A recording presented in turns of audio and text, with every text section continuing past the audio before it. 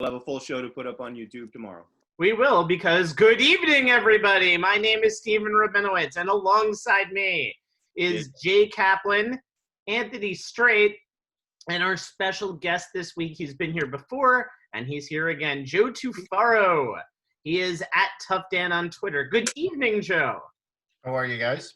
And also good evening, everyone else. I mean, you're not chopped liver, but we will be talking all things NFL for the first portion of the episode. So let's start with the big C.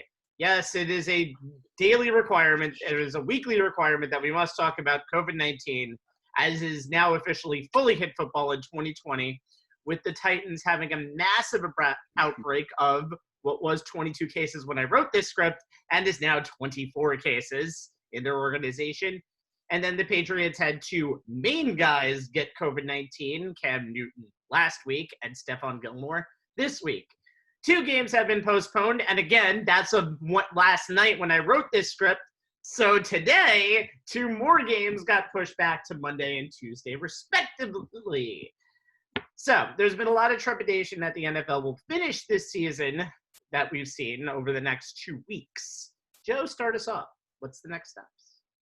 Yeah, it's been a rough week, obviously, and as we talked about previously, the NFL has a little bit of leeway, which is nice. They have a few extra dates. They have a few extra nights they can use. We talked about early in the season, hopefully they would go away from Thursday games, and that probably would have made things a lot simpler. But the problem is you only get 1 bye week, and if you're going to leave the games as Thursdays, you're already putting yourself in big jeopardy. So, I know a couple of guys who work on field for the Rams, and I know their protocols that they go through just to get in the stadium. And obviously people were not adhering to it in Tennessee. And it would have been nice if, it would have been really great if you could have just forfeited some games, or you could have just said, hey guys, you brought this on yourself, and so you're going to lose your bye week, or something of that nature, not to screw everything up. But once you get into players not getting paid, if the game's not played, then you bring in the union. And so I'm sure that's pretty far down the list, even though I'm sure that's what they'd like to do first. It looks like it's going to be fines, it's going to be draft picks, and they're going to try to move the schedule around as much as they can. Don't be surprised if we get to the middle of January and we're still playing regular season. See what happens over the Thanksgiving. See what happens there. You could always push the Super Bowl to where they really want it, which is President's Weekend anyway. So maybe we go without the bye week this year between the Super Bowl and the playoffs. They have a lot of leeway at the back end of the schedule. It's just a matter of getting there. Because you can't do what baseball did, which is play 50 games in 42 days, like the Cardinals did. You just can't do that with football. So it makes it a little bit tough. But I personally think they're going to get through it. I think they're just going to keep moving games to Mondays to Tuesdays to Fridays to Saturdays and seeing what we can get through and force it through. So I think they'll get through the season. I like how you gave a little bash to Thursday football right at the beginning of your argument. I have always been of the same mind about that. It's been a terrible idea since day one. Yeah. Coming back to haunt them. So. And look, I'm young enough to remember when there was an occasional Thursday game late in the season that would be on like ESPN or even TNT back in the day. There was some special meaning to it when it was like once in a blue moon. But every Thursday, every week, it's just been a bad idea. And I always felt like they should have got rid of Thursday Night Football for this season because of this particular reason. I think it would have given them a little more flexibility as far as moving games around. But you know what? The Titans outbreak started because of a workout away from the team facility, which the league specifically did not want. And before you know it, now we have up to 24 players now. 24 players along with Titan personnel that tested positive. And you gotta understand that not only are the Titans and the Patriots been affected by this, but the teams that they're playing have been affected by it.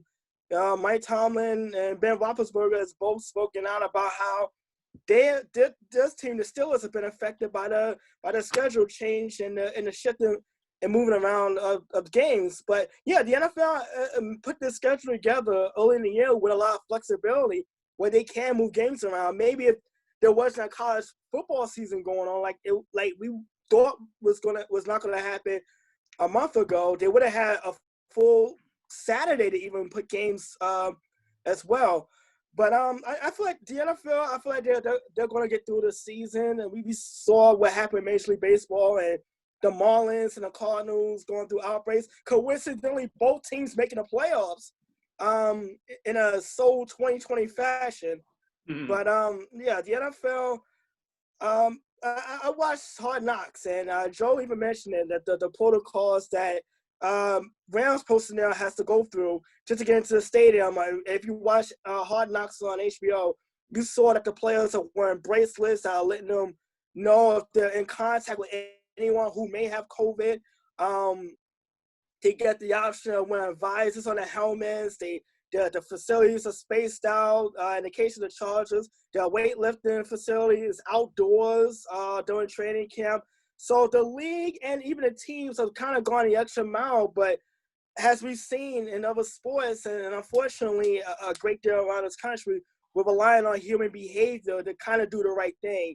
And once again, we have a situation where a group of individuals are doing something they're not supposed to be doing, and we see the end result, and hopefully in the next few days, more guys will test negative, and everyone can get back to on the right path of being healthy. We hope. I mean, like, guys, when we spoke about the initial positive test the Titans had on our last show, I ended my piece by saying, here's hoping that this is as bad as it gets, but I won't be surprised if it happens again. And sometimes I really hate being right. I mean, another positive COVID test result today, according to sources. What is it now? It's 21 tests since 24. Positive tests since the 6th. 24. Since September 26 and 24 total. I mean, guys, we've gone from waiting on the Titans to be clear to positive tests to waiting on how severely the NFL is going to hammer them for violating the protocols.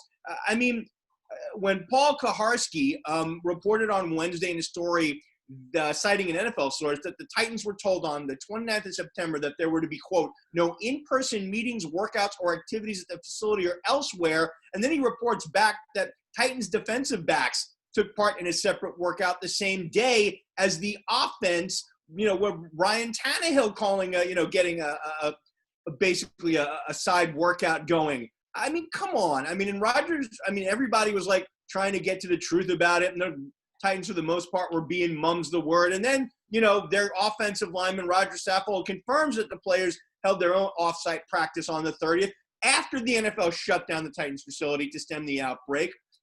And he says they were doing it on the thinking that practice was necessary to prepare for week 4's game against Pittsburgh and that they hadn't been told yet it had been postponed.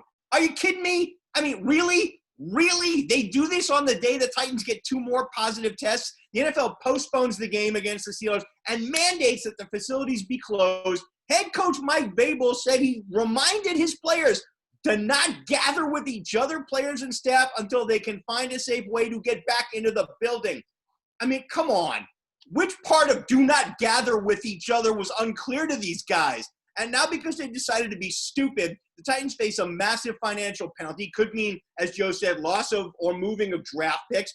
The NFL actually put forfeit on the table this week, according to Judy Batista of NFL.com, but, that they may not keep it there as far as the Titans go. Executives from multiple teams said it has been, and this is what really gets me, guys, that it had been an open secret that the Titans were not strictly enforcing the guidelines regarding masks within their facility.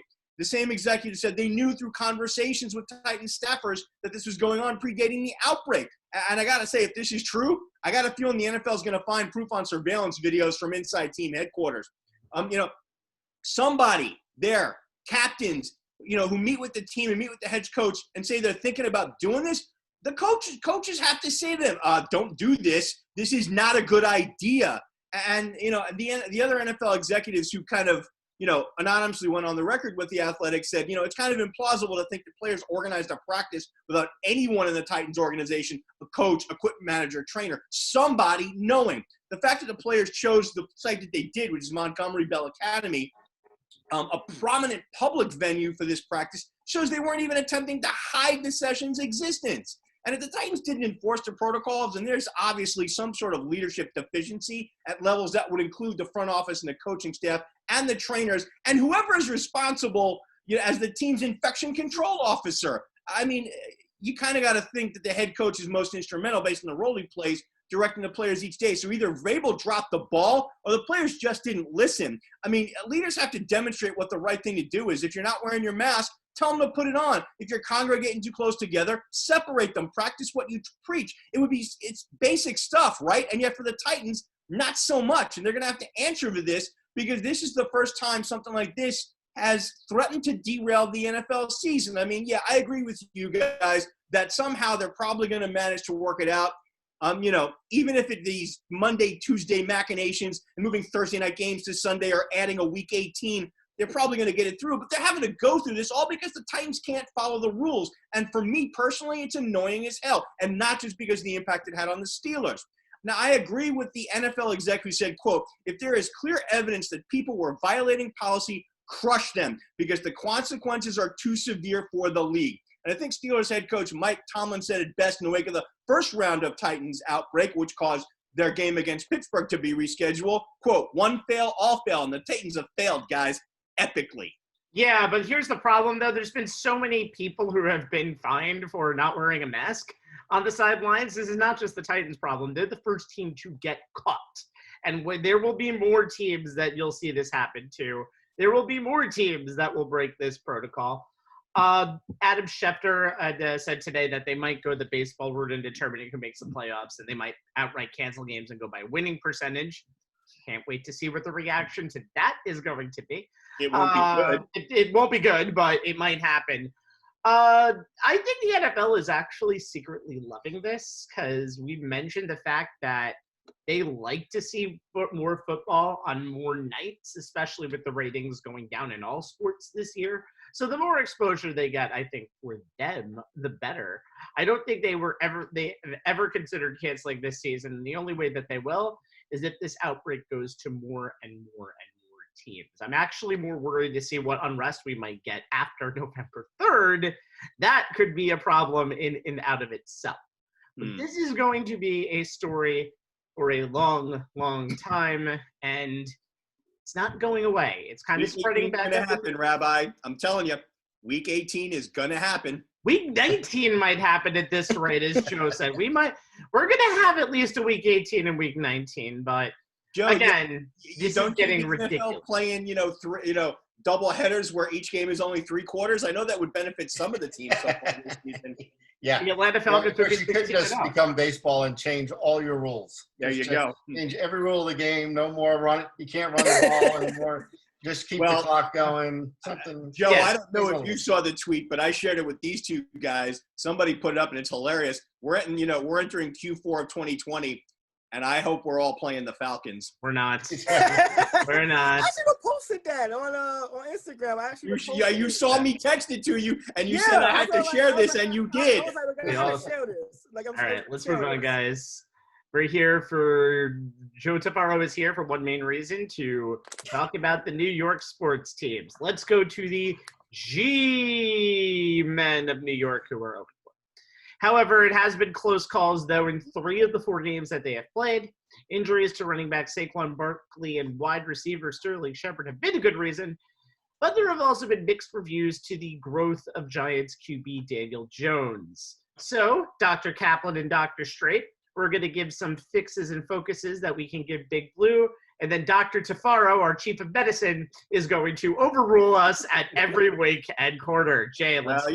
every patient always is, suggested that they get a second opinion, so Joe will get to give that second opinion.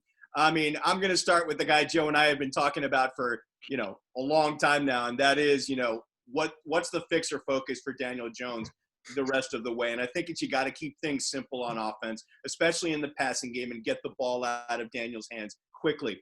The loss to the Rams was kind of a microcosm of this fix, if you will. When Jones took 3-step drops, made his first read, and got the ball out of his hand quickly to that first read, when that read got open, the Giants moved the ball through the air. When he had to drop back further, 5-7-step drops on slow developing downfield pass plays, it did not go as well, as either locked in on that first read instead of scanning the field and going through his progressions. That led to him not seeing open receivers because they were on the wrong side of the field, meaning the side he wasn't looking at or never looked at, or he got into those reads on the other side of the field too late as the pocket was collapsing around him, resulting in one of those 5 sacks or the 4 times he had to scramble to avoid one, or was forced to throw, to that first read, whether it was advisable or not.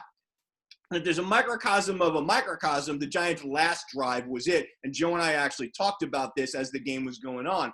Think about it. Jones delivered a beautiful 33-yard dagger, which ironically is what the play concept is called, to Darius Slayton on the first play of that drive, throwing him open and trusting him to be there when he completed his break to the inside. His last pass is the flip side, where he placed the ball on the field side of his receiver, allowing the defensive back to read the throw and make the pick. If Jones puts that throw on the boundary side, it's either a completion to set up first and goal or it's incomplete out of bounds. Either way, he gets another play instead of a game-ending interception. Look, bad decisions are going to happen, and you hope that time will reduce those. But what's really concerning are like basic mistakes that he's making that he should be making less of at this point, such as locking onto that primary receiver and his internal clock in the pocket in terms of getting the ball out of his hands in a timely fashion. The baseline is usually considered about 2.5 seconds. It's not gotten faster in his second season, and those types of things are, regardless of what offensive scheme you're in, those are just basic quarterback things. It was something that was actually noted on his draft scouting report, that is eye manipulation, his ability to look off defensive backs to help his receivers get open, and that clock were both underdeveloped and that he was often caught staring down routes, which led to defenders being able to target his receivers. Sometimes quarterbacks, especially young ones, get fooled. They think it's one coverage and ends up being a different one. Sometimes they make decision on a pre-snap read instead of off a post-snap read. Pre-snap, gives you an idea of your initial plan, but when post-snap shows you something else and blows up that plan, how do you react? Sometimes quarterbacks like Jones lock on to their pre-snap read and whoever is number one and don't even attempt to go through the others. It was something he was guilty of doing at Duke. And a lot of the fumbles and sacks are because he just locks on and is often not aware of what's happening on the other side of the field or in the pocket. So how does offensive coordinator Jason Garrett help him out? Keep the passing game simple. More 3-step drops, quick releases. If your quarterback is prone to locking onto his first read, then have that read run a quickly developing route so that Jones releases the ball as his back foot plants on the 3rd step of the drop. Use some RPOs to take advantage of his athletic ability. He's led the Giants in rushing the last 2 games. So defenses know he's not afraid to make plays with his legs. Use that to create openings in the passing game, and especially if he's prone to only looking at one half of the field, put his number one option there. You still need to call pass plays that force him to go through progressions and improve his decision-making and pocket awareness. And yeah, it would be nice if Evan Engram could actually hang onto a ball, Sterling Shepard could return quickly from turf toe, and the running backs could actually manufacture a ground game, and the offensive line could pass protect better. But at the end of the day, guys, Jones needs to step up his level of play, and it starts by improving upon the things I've called out here. He has the skills, he has the football IQ and the work ethic, so hopefully it's just a matter of time and comfort with Garrett's offense. Joseph. Okay. I thought we were going to go and get me to do both of you at the same time, but I'll do that.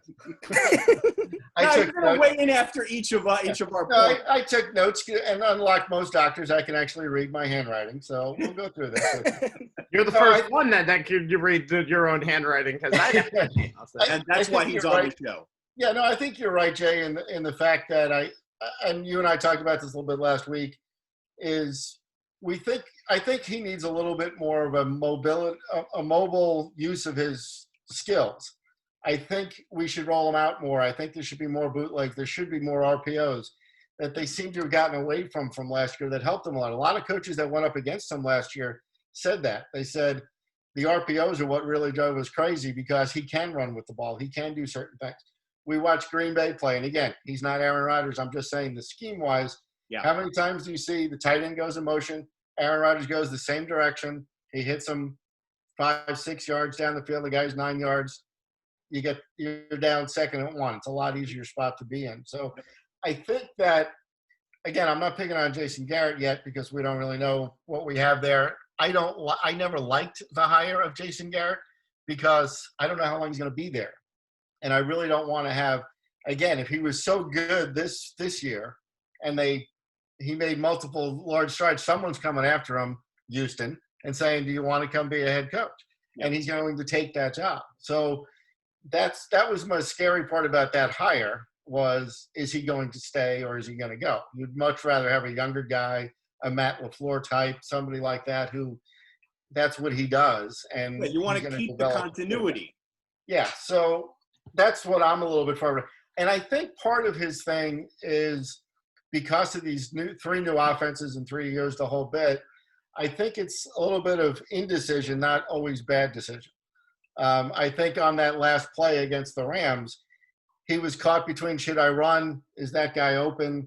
And so what happens? He's not in the perfect spot to throw it. He throws it in the wrong spot. Disaster. So I always think it's a little bit more when I go back and watch the games, that it's indecision and not bad decision.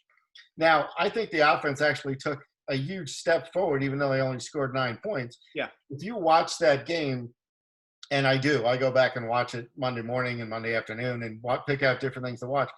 When Aaron Donald got in that fight with Gates in the middle of the third quarter, you didn't hear Aaron Donald's name for the rest of the game. He did not make a tackle, did not make an assist, did not put on pressure, did nothing.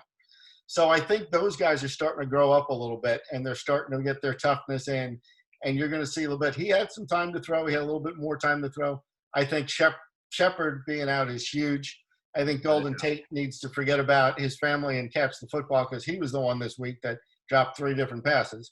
So I think, again, getting them all together. What I do like about this team is, and I don't know if you guys watch the Joe Judge report that comes out every week. It's a video thing that he does. It's on the Giants app. It's on in New York. It's on TV. It's on a lot of different places. When he shows you the culture that he's building in this building of teaching how to tackle, there's been a ton fewer missed tackles this year by the defense than ever before in the last 4 or 5 years. He's teaching people how to run routes. He's teaching people how to do special teams things. He's teaching people to recognize opportunities and running routes and different things. So I think that that's also part of this. No one expected them to go 16-0 this year. No one expected them to go 8-8 this year. I just want to see every week. And if it wasn't that San Francisco flop, you would be saying, hey, look, but that was the week they lost Saquon and Shepard, the same thing. Everybody was going, oh, this other team's coming in. They're all beat up, and no excuses at all. They never should have let happen what happened. But if you take that game out, even your game, Jay, against the Steelers, the smartest defensive game plan was Bud Dupree, you're taking Saquon Barkley. And that's all you are responsible for tonight is that's your first read. If they don't hand him, go get Jones. If not, he's your guy. And they got him behind the line, and they tell him to no yards. So you force him to throw the ball. Their offensive line isn't great. It's week 1. We talked about this. Their toughest game is going to be the next game until they win one and figure this out.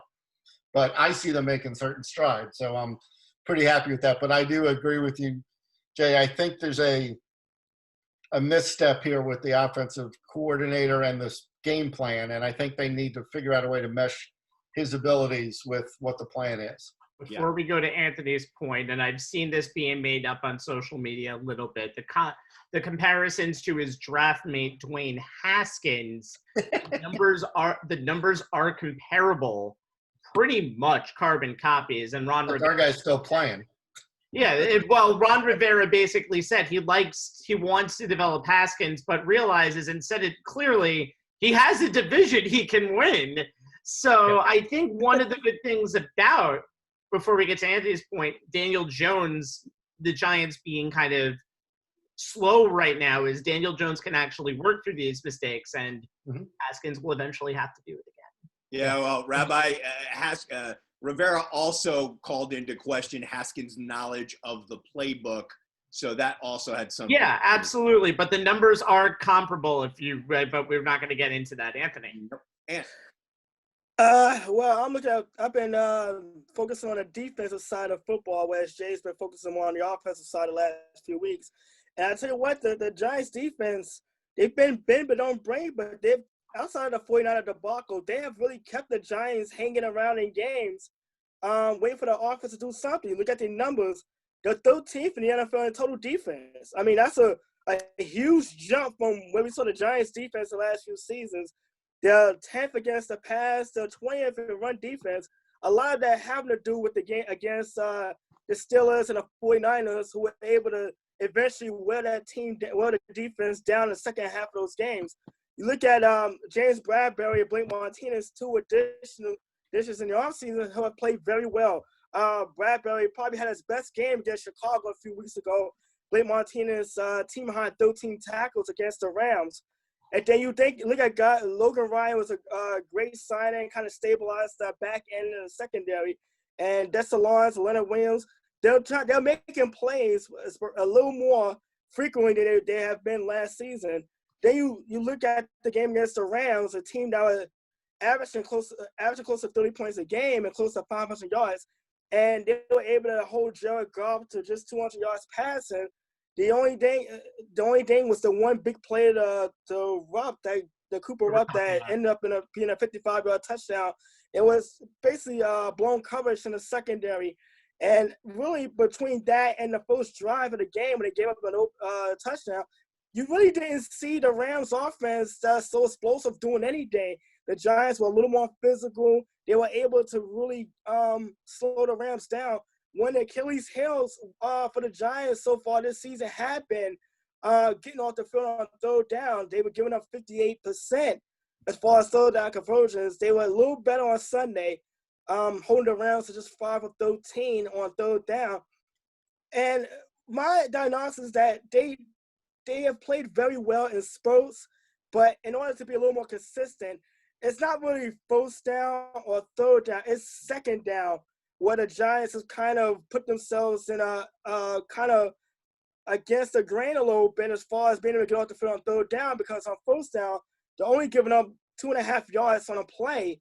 It's second down where they're giving up the majority of those chunks. That's kind of leading teams to have a manageable third down, which they're being able to convert at a high rate against this Giant defense. Look, Patrick Graham has done a great job considering there was no training camp and he had a lot of new pieces and trying to install a new system as far as guys moving around and trying to disguise more zone coverages. But and I ask you, Joe, what can the Giants do? Because they've really played well as far as spurts. What can they do to be more consistent? Because they're showing an identity right now that they can be a very good physical defensive unit, but can they keep it going? Can they be consistent for 4 quarters? And right now, we really haven't seen that. And I even take out the 49er game because I felt that was more of an aberration, and that more than anything. And even against Jay Steelers, the Giants' defense was more bend but don't break.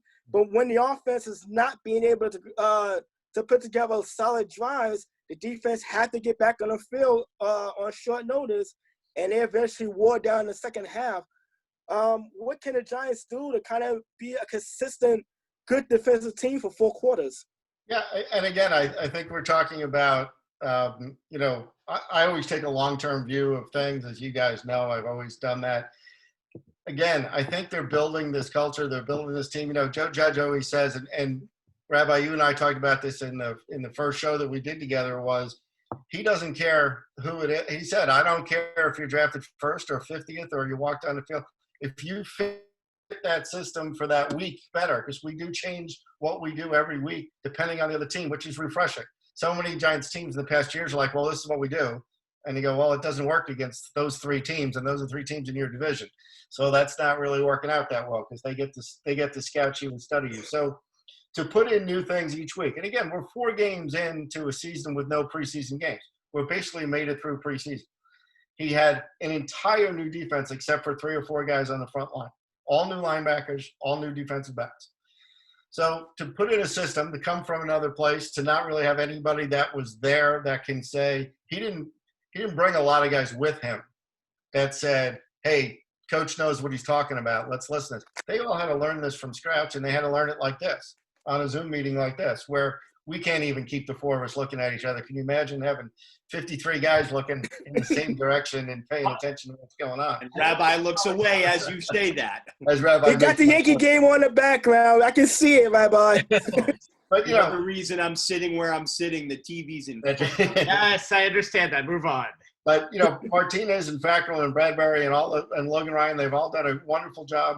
They don't know each other. They started playing with each other in training camp, you know, a shortened training camp where there was no contact except for 2 scrimmages that they had with each other. I like the way he does his rotation. He does a lot of different guys have played. Even last week, to switch back to the offense for a minute, he took Cam Fleming out and put in Matt Pert just to see, and he said, hey, he's on the sideline. Why should he just stand here? Let's see what he can do. Let's get him into a game. He's never played a professional football game. Let's put him in and see what he can do. So they're getting guys on the job training. They're trying to move along. And again, he always says this. We're going to spend the whole – after the game the other night, they stayed in L.A., which was I thought was a brilliant move, and getting on a plane after the game. They stayed in L.A. till the next day. And he said, this is where the players can get some rest. We'll probably leave at noon tomorrow. And they said, what are you guys going to do? And he said, well, the coaches will be up all night watching the tape and figuring out what we can do better to teach these guys. And that's how they look at themselves, as teachers, as everybody. He even showed Blake Martinez missed a tackle the other day. He said, I don't mind pointing this out because Blake makes enough of them. I'm going to show you the one he missed. He goes, because I know he'll be good with it because he makes enough tackles. But that's how they are. They're very detail-oriented. He's building a culture. He just like, and we'll use the baseball reference, there used to be the Cardinal way of doing things. There's the Dodger way of doing things. There's the Yankee way of doing things. There's a New England way, an Alabama way in football. That's what he wants. He wants to get it to that point where everyone learns everything. I don't care where you drafted, how much money you're making. If you're good, you're going to play. If you're not, we'll find somebody else who will. And I think it's a great start to his regime, if you want to call it that, whatever you want to call it. I am a little bit disappointed that it was Jason Garrett for the 2 reasons we talked about. Only because, again, I don't know about longevity, and I don't know how flexible he is looking at Daniel Jones saying, you know, maybe you're even more mobile than Dak Prescott was. Maybe you're even more mobile than some other guys are that I've had, and I need to incorporate that. But, again, how much time did we have to do this? Yeah. You can't do it on paper. You can't sit in a meeting and go, hey, can you run this? Can you it's difficult to do without practice, without different things. So I hope he sticks around so that it develops, so we're not looking at this again in 2 years saying, oh, here's another new offensive coordinator. And he's not established yet where they say, well, we're going to do what he does, like they've done with Lamar Jackson, like they would do with Aaron Rodgers, like they would do with, if those guys move, like Tom Brady. You know, you're running Tom Brady's offense. You know, this is the problem with the Jets, and I know we're going to get to that next. Adam Gase wasn't running Adam Gase's offense. He was running Peyton Manning's offense. So to give him any credit at all for other than being in the building is not the brightest thing in the world. But anyway, back to the Giants I think they're on a good path. I think they're moving forward. I think they're going to win some games. I think they're going to continually improve. They've really picked up on missed tackles. They don't take a lot of penalties. They don't shoot themselves in the foot a lot. It's getting there, and I think that's the positive of the situation.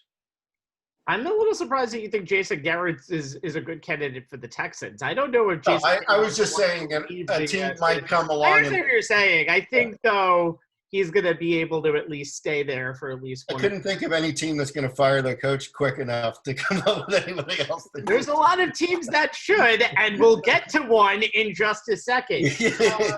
Joe, let's. Just going there either. Joe, let's go quickly over my point. The Giants have been pathetic in the red zone. The lack of a running back has hurt them. I mean, the lack of a consistent running back has hurt them tremendously, although you saw some good sides from Devontae Freeman last week in the game. And it's funny, when I was watching them, I was working that broadcast last week, and I know how much they were kind of like obsessing over Daniel Jones is the leading rusher of this team. I'm like, he's a good rusher, but that means nothing considering what they have behind them. Right. 20% conversion rate in the red zone, which is last in the NFL. They kick nothing but field goals against them. Like my Steelers from last year after Ben got hurt. They kick nothing but field goals against the Rams. They kick nothing but field goals against the 49ers. They haven't scored a TD in 9 quarters. Didn't even get to the red zone against San Fran. They were settling for that really is it. They haven't scored a touchdown since the Bears game. 14-17 in the Bears game. Yeah. And again, they need to be more creative inside of the 30-yard line. And I don't know if they have the talent for that right now, Joe. Yeah, again, it's the Evan Ingram equation. It's trying to get Board and Ratliff onto the team and get them settled into what they're doing. I thought they'd use Caden Smith a lot more. He's been really good as far as the other tight end, so that you don't, when they double Ingram, because nothing else, it doesn't help that Golden Tate can't catch a ball and gets called for offensive pass interference. And, there's a lot of things there that just aren't clicking for them as far as that goes. That's not scheme. That's not effort. That's just things that happen. And again, they haven't gotten any good breaks. But I agree with you. That has been an issue with them for a while. I think they need to get a lot more creative. I think getting Freeman and getting him up to speed, you saw it last week. He started to look like himself again. He's going to get used to the offensive line. They're going to get used to him. I think that's actually going to help a lot. Because if he gets 85 to 95, that's all he needs a game, and that breaks it up so that you can do other things. But as again, Jay's team did it perfectly on that opening night. Was we're going to make you one-dimensional, and we're good enough to do that to you, and we're also good enough to still cover the back end when we make you one-dimensional.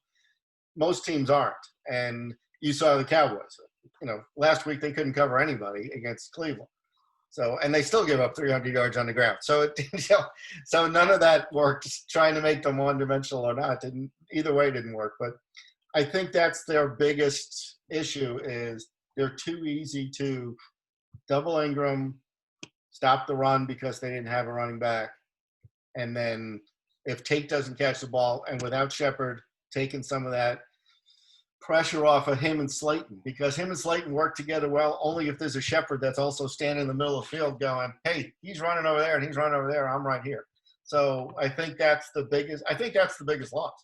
A lot of people say it's Saquon. I think Shepard's the bigger loss because, as we talked about in the preseason show, they were a little light at wide receiver. We say, the question was, who is going to be the fourth wide receiver? Well, guess what? We're starting to figure out who's number 3. At this point, and it makes it tough. It makes it very tough to sustain anything. Although they've had some really long drives, right, Jay? Yeah. 19 yards against you guys, against a lot of teams.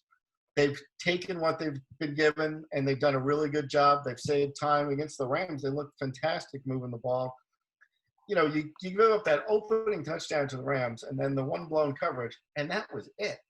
And as you're watching that game, you're really sitting there going, wow, I thought, and I went to dinner with my Rams buddy on Friday night, Thursday night, because he had to go get tested because he was going to do the chains on Sunday.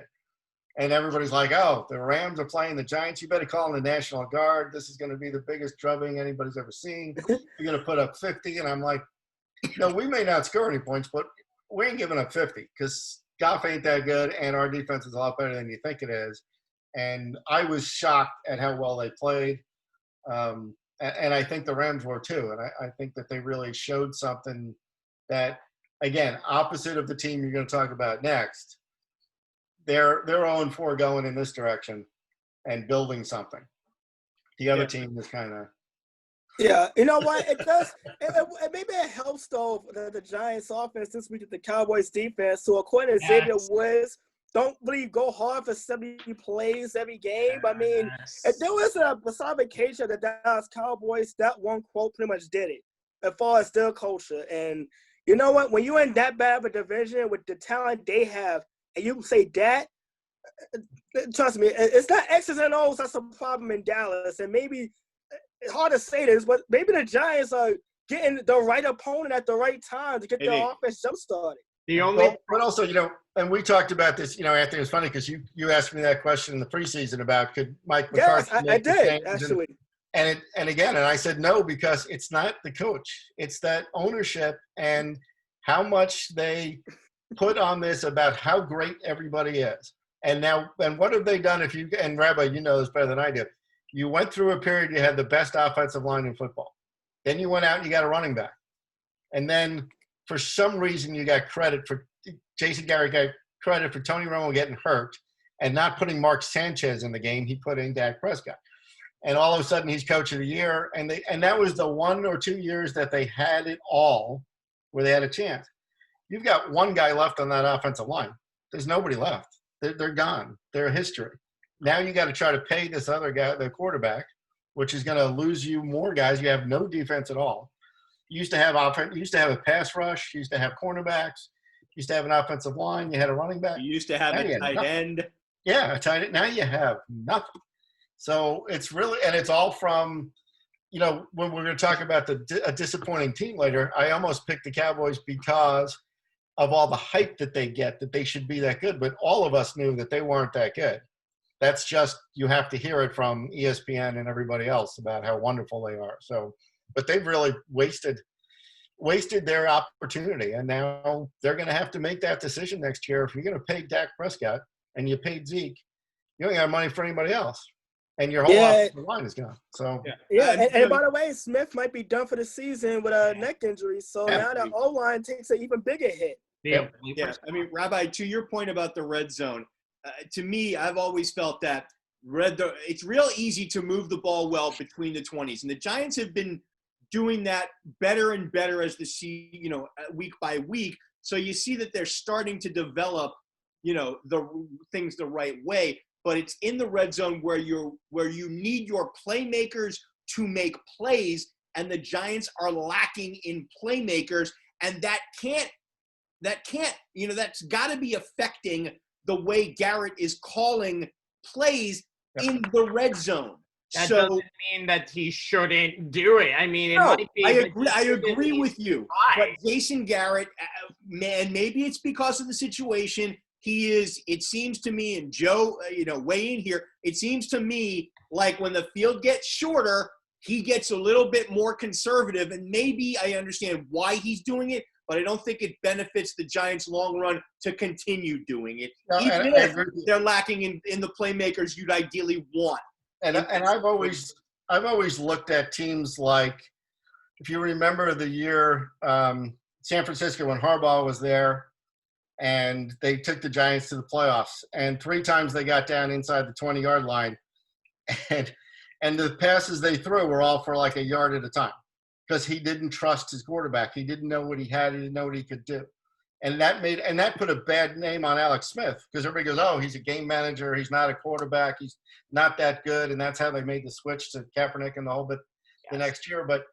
And then the world changed. But seriously, every ball he threw was 1 or 2 yards because what he's trying to do, Jay, to a certain point is what you said, is get the ball out of his hands quicker. But if you're on the 10-yard line and you throw 3 passes and then you're on the 8, that ain't doing you any good. You got to take some shot somewhere. You have to come up with some sort of scheme. How many times do we watch NFL on Sundays and there are guys standing wide open in the end zone from crossing patterns, from pick plays, from rub routes, from tight ends that fall down and then go to you got to create something. You can't just have one play and just have him drop back and, like you said, roll out with only one receiver. The other 3 guys are open, but who can go to him? So I think you're right. I think it's play calling, and I think it's he doesn't know the talent he has, or he doesn't know how to use it, or he's not putting together the right plan. So we'll see how it all goes. I wouldn't be shocked. I'll throw this out there. I wouldn't be shocked that before anything, I scare out my. Go ahead, Joe. No, because hot takes are something we don't do off the cuff here. No, it's fine. Go ahead. I'm curious to hear this. I think the first thing that could happen if this doesn't go well for a long period of time is before Dwayne Haskins, Daniel Jones gets benched, I think Jason Garrett's out the door. I think there's a change there before there's ever a thought of a change of quarterback or anything else. Yeah, it's not that outrageous an idea, Joe, because Joe Judge, even though he was non-committal before camp started, he's firmly in Jones's quarter. corner, and he sees the potential there. So it's what you're suggesting is not as outlandish as most Giant fans may think. Because I got to tell you this, the one thing, and Rabbi, this will lead us into our next segment. The one thing you can't say about the Giants is that they are prepared to play every week. They may get beat, but they are competitive and they are prepared to play every week. Yeah. And I don't know if you can say that about the team they share MetLife Stadium with. We've had like 70 chances to go into the next segment, and luckily you finally have set me up the correct way. Go right ahead now. So there are 4 winless teams in the NFL. One that could easily be 2-2, the Falcons. One who would just identified their problem by firing their head coach, the Texans. One who has a QB going through some growing pains but has been in games, the Giants. Then there are the Jets. The 0-4 Jets are being called with anyone with eyes and a pulse the worst team in football. 4 losses, 1 game that they were in just last week, and their smallest loss was by 9. Fixes and focuses and criticisms in this segment. Let's start with you, Jay. Well, I mean, because I focus on the offense when we preview the Jets and Giants, that focus usually leads to the quarterback. Joe is now going to get another opportunity to rip a guy he is not fond of. So, for me, I'm consistent though. This is true. I have never doubted you. You've been consistent for as long as you and I have been talking football on any type of platform, Joe. For me, the fix for the Jets, and obviously this fix is from when Darnold returns from his shoulder injury, possibly as early as week 7 against the Bills, is they need to increase the pace and tempo of the offense because Darnold, excuse the Freudian slip, seems to work somewhat better that way. Now, look, he played well against the Broncos compared to the previous 3 games, so the bar's not that high. Leading the Jets offense on 6 scoring drives and 21 total points. The 46-yard touchdown run was interesting. And he did not have any turnovers, which is a step up for him. He hooked up well with Jamison Crowder, who he was no doubt delirious to have back from injury. 7 catches for 104 yards there. Jeff Smith had a really solid game as well. 7 catches for 81. Jets topping 300 total yards for the first time this season. Wow, how sad is that, guys? Among a whole lot of things that are listed under that how sad is it column for the Jets this year.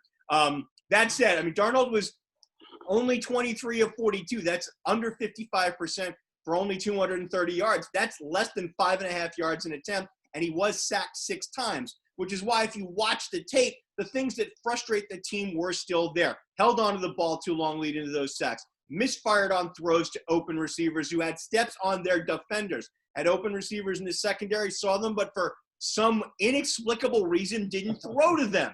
I mean, it happened on the play where he got hurt. Lawrence Cager broke free on a skinny post. Darnold didn't even look his way. Forget about throwing his way. I was reading Connor Hughes, who's the Jets beat writer for The Athletic. He made an interesting comparison in the wake of the Broncos game. And the more I thought about it, the more I agree. And I'd be interested to see what Joe has to say when I wrap up here. Sam Darnold is Ryan Fitzpatrick. Both have decent athletic ability. Both have that gunslinger mentality. Wait, Rabbi. That they I'm just going to continue shaking my head. Just wait. They think they can make every throw, which leads to throws that make you go, wow, and others that make you go, ah, leading to my all-familiar refrain about how Fitzmagic can turn into Fitztragic. This is Sam Darnold, and that's not good enough. His coaches need to recognize this and try and put him in positions where we see more of the magic than the tragic. And increasing tempo and pace of the offense is the first thing I would implement it and do it as close to full time as down distance and game situation allow. Just like some Major League Baseball pitchers work better when they work fast, Darnold seems to do the same. Running a no huddle with all the calls at the line and quick hitting his plays, especially in the passing game, is where his best qualities seem to come out. If you look at the last drive in the first half of the Broncos game, starting from their own 25 with 1:37 left, Darnold took the Jets 55 yards in 11 plays, leading to Sam Ficken's 38-yard field goal with 19 ticks left on the clock. Is it because he's allowed to play fast? Is it because he thinks less before the snap? Is it because playing backyard football is his best style of play? Whatever the reason, and I think it's a combination of all of it, Darnold looks so much more comfortable in a hurry-up situation and I think Gase needs to put Darnold in it more often than not. It seems to work, and maybe, just maybe, to lead to finishing scoring drives with 7s more often than 3s as the season progresses once Darnold returns. Just saying. Joe? All right, let me defend Ryan Fitzpatrick for a minute because yes. I would rather have Fitzpatrick right now than Darnold. I know. Yes, I agree. We would rather have Ryan Fitzpatrick, even with all the Fitz tragic. I just think that the comparison is very interesting, and I don't think it's far off. Okay, what were the good things that he had? What were the 2 things that you said? What did you say Ryan Fitzpatrick had? He has decent athletic ability and a gunslinger mentality that makes him think he can make every throw. The other 2 things he has is a degree from a real university. He's a bright guy. He's a smart guy. Joe. He's a smart guy, and he's a tough guy, which Sam Darnold. Well, hey, to be fair, Ryan Fitzpatrick is an Ivy League graduate, so I can't completely knock Joe's comment there, even though I do root for USC. And he's a tough guy, which Sam Darnold is not. So if you're going to compare those 2, you got to add all 4 things for Fitzpatrick because Darnold only has 2 of those. I think watching those games, and I have watched a few Jets games just because I'm doing this show, and I thank you for having me on. But we apologize for forcing you to watch Jet games in order to beat. Yeah, like make me watch USC games. Pretend this is what we all usually do unless we're getting paid for it. Exactly. He is much better when he's on the run, when it's a broken play, when he's running around playing backyard football, like you say, trying to do the. He's awful in the pocket. If you watched him at USC, he was awful in the pocket.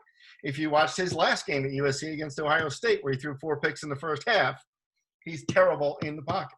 So you're absolutely right. You need to get him on the move. You need to get him playing quickly. You need to have him, as they did with Mark Sanchez, and I know nobody liked Brian Schottenheimer, but everything that they did with Sanchez was the same thing.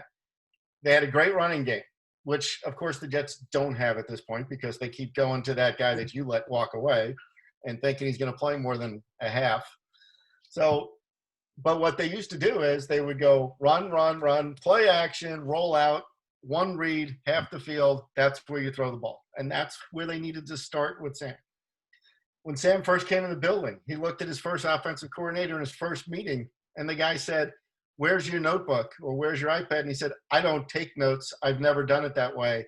I just absorb everything." And my joke was somebody should tell him what color his team is wearing, because at least that would be one thing that would come in handy while he was playing the game. Yeah, so he's not a hard worker. Yeah, he's not a hard worker. He's never been. He's not a bright guy. He's never been as far as football mentality goes. He's been spoiled since day one. He left USC after 2 years and 35 turnovers in 2 years and got worse every year in turnovers from his sophomore season to his junior season to his first year in the NFL. His turnovers went up. That means the guy doesn't learn. That means the guy is not coachable. That means the guy makes the same mistake over and over again. So I think there's a fix to it, and it's called Trevor Lawrence. Only because that's all the clamor for. The only reason I say that, Robbie, I'm joking, of course, to a little bit, but as Boomer Esiason said, if you go 0-16, there is no question. If you go 0-16, you take Trevor Lawrence, because whether you're going to trade the pick or not, you're going to take Trevor Lawrence. Whether Adam Gase is the coach there next year or not. Doesn't matter. It doesn't matter anything at that point if you go 0-16. But if you go 4-12 or you go 5-11, whatever it is, however number of games they wind up playing, the biggest decision here is, are you going to pay this guy? Are you going to pick up his 50-year option? No. I don't. So if you're not going to pick up his 50-year option, get rid of him now. Get rid of him after this year. Go 0-16 and get a quarterback, because you're going to be in purgatory again for 3, 4, 5 years. And you have to stop trading up for the guy that ESPN tells you to pick. You have to stop going after guys that are hyped by television guys because your owner doesn't know anything. And then when he comes in the building, you got to stop telling everybody he's the greatest thing that ever showed up. That's the Rex Ryan syndrome. Every guy they ever drafted on their Rex Ryan. Offensive lineman, Vlad Dukas. Oh, he's our starting guard, he announces on the day they choose him. Is the guy going to put in any effort? They already cut the guy. They cut the guy they picked up from Pittsburgh, and they made him the starting guy. They picked a wide receiver from South Carolina who had 11 catches in his senior year and said he's going to get 100 balls next year. You can't keep doing this and building these guys up. You have to make somebody earn a position. And Sam Darnold has earned to go sit with Dwayne Haskins and figure out what he's going to do and who's he going to back up for the next 10 years in the NFL. He can go sit with Mark Sanchez and figure that one out with Matt Leinart. Maybe they can do a reality show together. Don't insult Mark Sanchez. He got to 2 AFC championships. Darnold got 2. Yeah. Most Jet fans will say 2 AFC championships. You go, no. You didn't win those games. You only got to the division. You got 2 division championships. You don't have 2 AFC champions because you got destroyed in both of those games. Yeah, what's interesting from Jay's Joe, and I've talked about this about Darnold all season, is that everything you say I agree with. But part of it, I wonder how much of it is that he, at least in terms of Gase's offense, is how much of it is that Darnold is flat out uncoachable, and how much of it is that Gase just doesn't know how to coach. I wonder, because I've said this, is that the Jets have looked so utterly unprepared to play each week. Mm-hmm. So how much of Darnold's performance is on him? How much is on Gase and his inability to coach him, his inability to come up with a creative offensive scheme? And how much of it is on the lack of talent around him? And I don't know. And here's what the ownership did. You brought in a coach and you said he's an offensive genius, and you made up a resume around Peyton Manning that didn't really exist. And Ryan Tannehill. That made him a genius somehow. And then you brought in Greg Williams, who no one has any control over. Don't tell me Adam Gase is walking over there saying, hey, Sean Payton barely had any control over him in New Orleans. Yeah, exactly. So how is this team going to be prepared as a team to be on the same page when those 2 guys probably don't even talk to each other? Because I'm sure Greg tells them, I got it, get lost. Yeah, you don't know defense, leave me alone. I'm going to take 7 or 8 penalties. Don't worry about it. Your offense should be able to figure it out. And then again, if you keep telling me the coach is a genius, an offensive genius, that makes the quarterback even dumber than I thought he was. Because he can't get anything out of him. He can't get anything out of him. And he's supposed to be a genius. Yeah, but I don't ascribe to the genius theory in terms of Adam Gase. There's part of me that wonders, because you brought up Tannehill, and Tannehill's had so much more success now that he's not in Gase's offense. And the number of other players who were with Gase in Miami who have put up better numbers once they've not been in Gase's offense makes me really interested to see is that if Sam Darnold after this year does wind up somewhere else, if he actually becomes a somewhat, and I'll use a phrase Rabbi has used before, serviceable NFL starter, then I'm sorry, that's going to be the biggest indictment of Adam Gase, over and above any of the others. So the Tannehill stuff is almost an indictment of Gase. Almost, but Tannehill was not as hyped. Game quarterback. Right. Anthony, go ahead. You know what? I mean, when you said Sam Jones, Jay, I thought you were making a Flash Gordon reference. So now I'm like, you know what? I'm going to look this up and see if I can watch it later on. But Freudian slip, but happy to give you something to add to your binge watching. Yeah. Well, but besides the point, you talked about, the team not being prepared. You got to get the defensive side, too. I mean, and they're not just unprepared. They're lacking total discipline. You look about last Thursday night. They had 6 personal foul penalties, all on defense. They lead the league with 7 roughing the passer penalties, and there's only been 23 called around the league. I mean, this look at the starts that this defense has been on. They gave up 21 points to Buffalo in the first quarter. On a first play of the game to San Francisco, they gave up a long touchdown run to start the day, and they gave up a third and 30? A 55-yard run on that play, too. They gave up 36 to the Indianapolis Colts team that the next segment I'll talk about even further has one of my surprise teams. And they gave up 37 to the Denver Broncos. It's not the fact that they're giving up points. It's the lack of discipline. And some of it has to go to Greg Williams, too, the defensive coordinator. You think about Williams' history. He was involved in Bountygate and in Washington. there was issues there. It seems like everywhere he goes, his passion for the game is there, but it comes with a lack of discipline. I think back to his time with the Rams as a coordinator. They led the league in penalties that season, and it got so bad last Thursday night against Denver that Vic Fangio took his Broncos team off the field immediately after the game was over. It's still, the game ended on 2 personal foul penalties. He took his team off the field almost immediately. 10 seconds of football I've ever seen in my entire life. It was the NFL Thursday night version of the Bad News Bears if we ever saw it, because it was I never seen a team look so bad on both sides of football. Look, I've lived through the Rich Kotite New York Jets in the mid-'90s, and they weren't even as bad as this team is. At least in the case of Rich Kotite. Yeah, and at least in the case of the Rich Kotite years, they lost some close games. They were just not a great talented football team. This team just looked like they do not spend any time in a film room. They don't look like they go over any game film. They don't look like they practice work for damn whatsoever.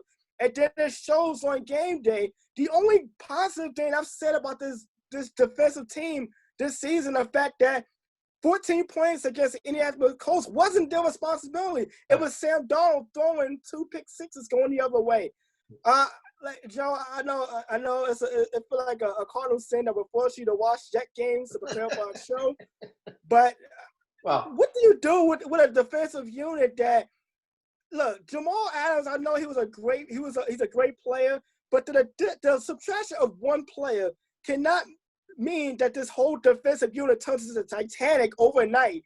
What would be the diagnosis for a team that can't get it done between the lines, but certainly not thinking between the helmet neither, as far as discipline and playing any kind of intelligent football? And I think in my line of work, the issues between the chair and the keyboard.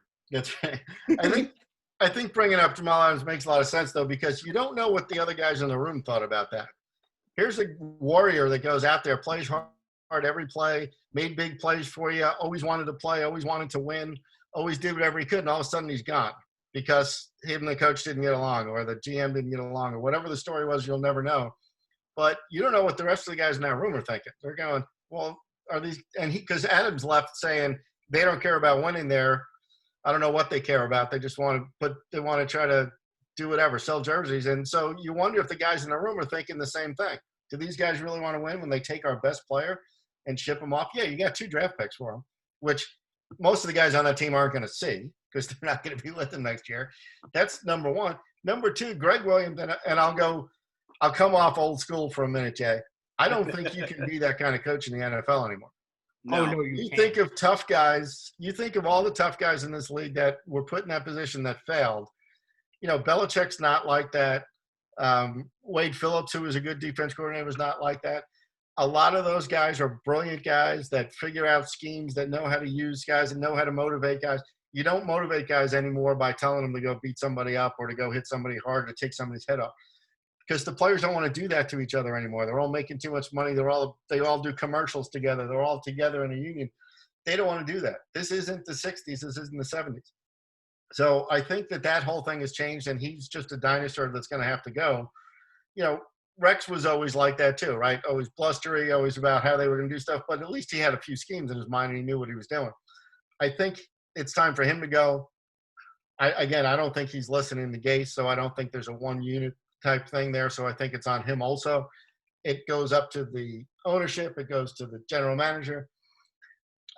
We could talk about how bad they are for days because they've really made some really poor decisions in short term and long term. And again, they kind of whitewash it by saying how great everybody's going to get and look at this and let's hype this. They have a great marketing team because everybody's all hyped about the Jets every year.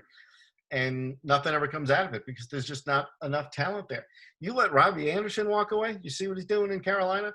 You let guys walk. Brought that up on the last show. Yeah, you took Jamal Adams and you shipped him off. Again, you're going to get something 4 years down the road, but what's that going to help you? Again, none of these guys are going to be there at that point.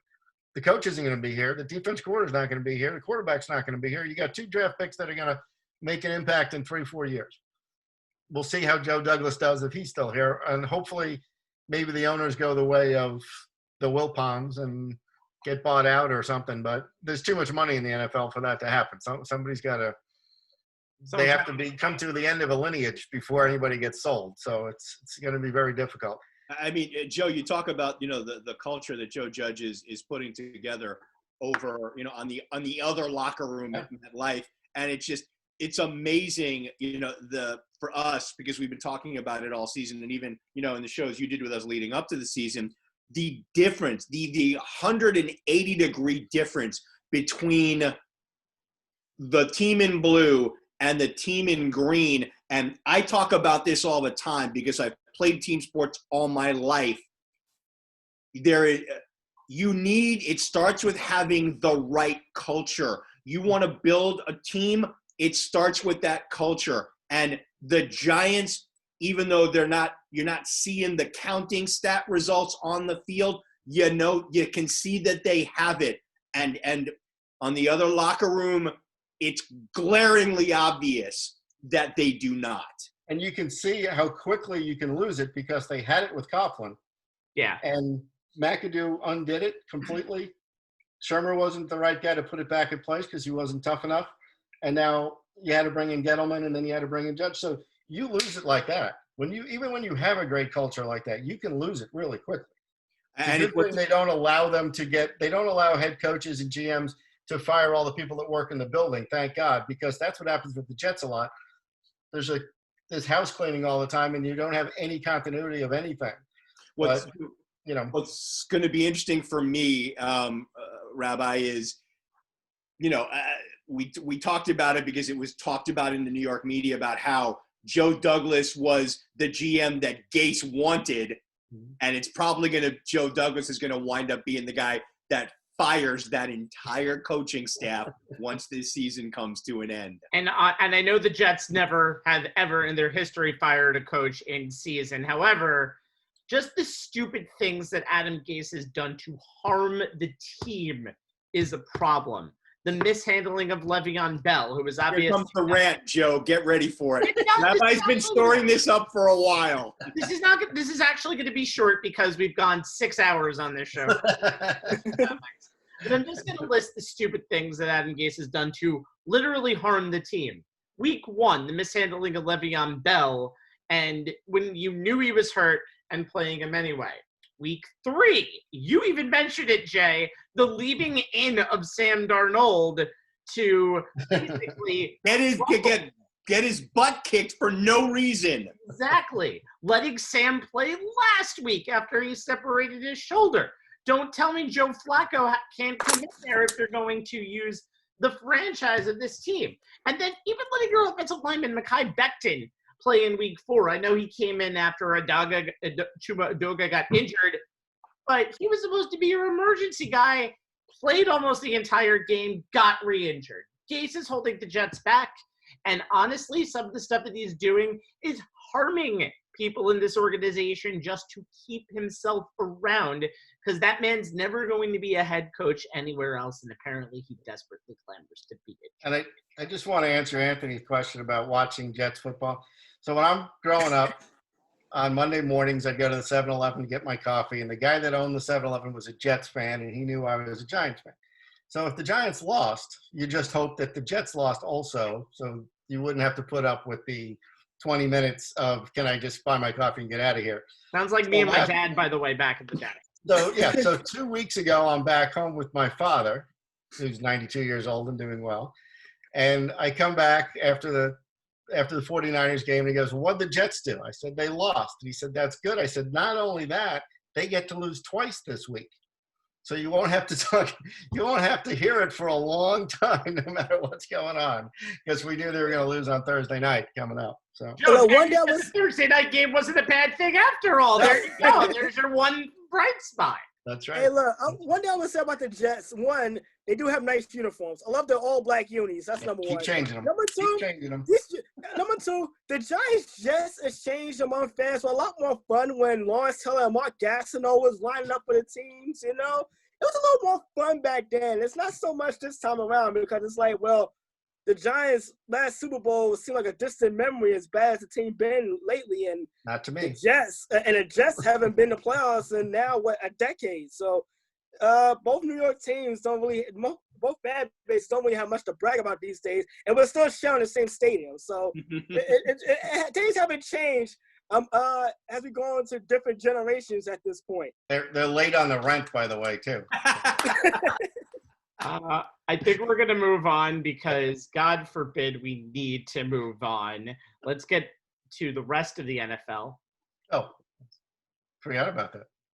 Yes. There have been surprises and disappointments on a team and a player level that we've seen so far in the first quarter of 2020, or if you're the Titans and Steelers, the first slightly under 1/5 of 2020. Anthony, give us your most surprising team. You know what? I had a couple of options. I could have went with Cleveland. I was leaning that way, but you know what? The Browns are playing the way we expect them to play last season when all hell broke loose. I'm going to go with Indianapolis, and that's a team I know they're playing the AFC South, a winnable division, but we wasn't expecting much out of them.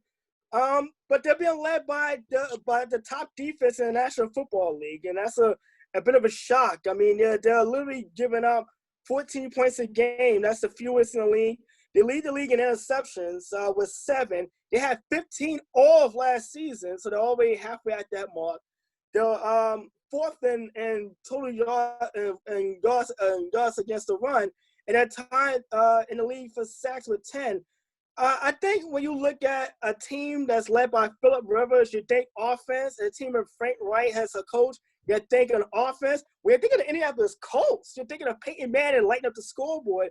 And this is like the total 180 opposite. Now, granted, you look at the teams they played. They played Jacksonville, Minnesota, and the Jets, the aforementioned Jets, respectively. So we'll see how the team plays as far as the schedule when it gets a little more difficult, a little more competitive.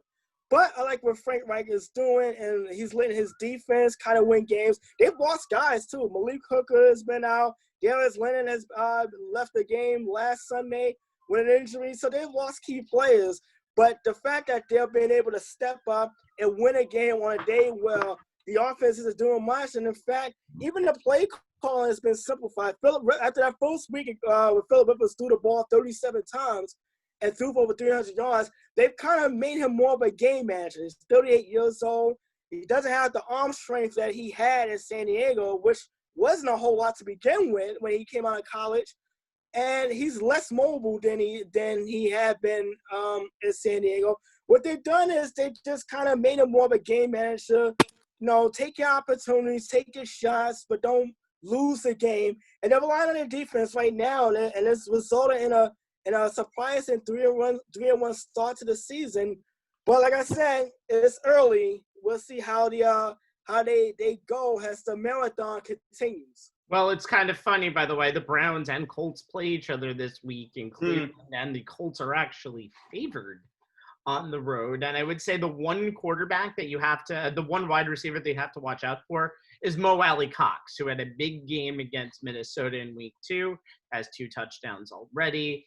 He's going to be a big star. Don't think he'll eclipse T.Y. Hilton for that number 1 wide receiver job, but who knows? Rivers doesn't have the options that he had in Los Angeles / San Diego, but he sure is doing a good job right now. Jay, your most surprising team.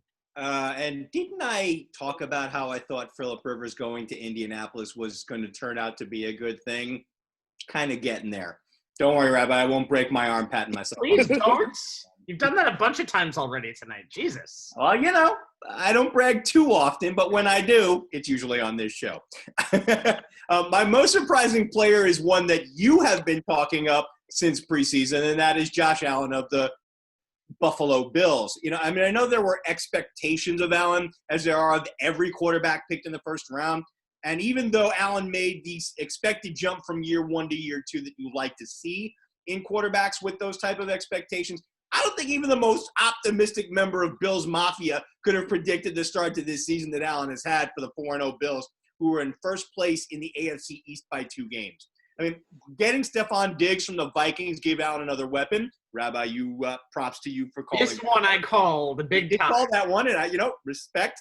And excuse me. And Allen has made good use of it. Diggs is tied for the NFL lead in receiving yards with 403 on 26 catches. He's averaging 15.5 yards a catch. He has 2 scores. But Allen is putting up numbers that have him in the neighborhood populated by the big-name signal callers of the NFL, completing a career-high almost 71% of his passes, and he's yet to complete less than 68% in any of the 4 games. His 1,326 passing yards is second in the NFL behind Dak Prescott. His 12 TD passes against only 1 pick are third behind only Russell Wilson and Aaron Rodgers, and ahead of Patrick Mahomes. His 9 yards per attempt are second only to Wilson. His 122.7 passer rating is third, again behind only Wilson and Rodgers, and ahead of Mahomes. And his quarterback rating, which is slightly different than passer rating, is third behind only Rodgers and Mahomes.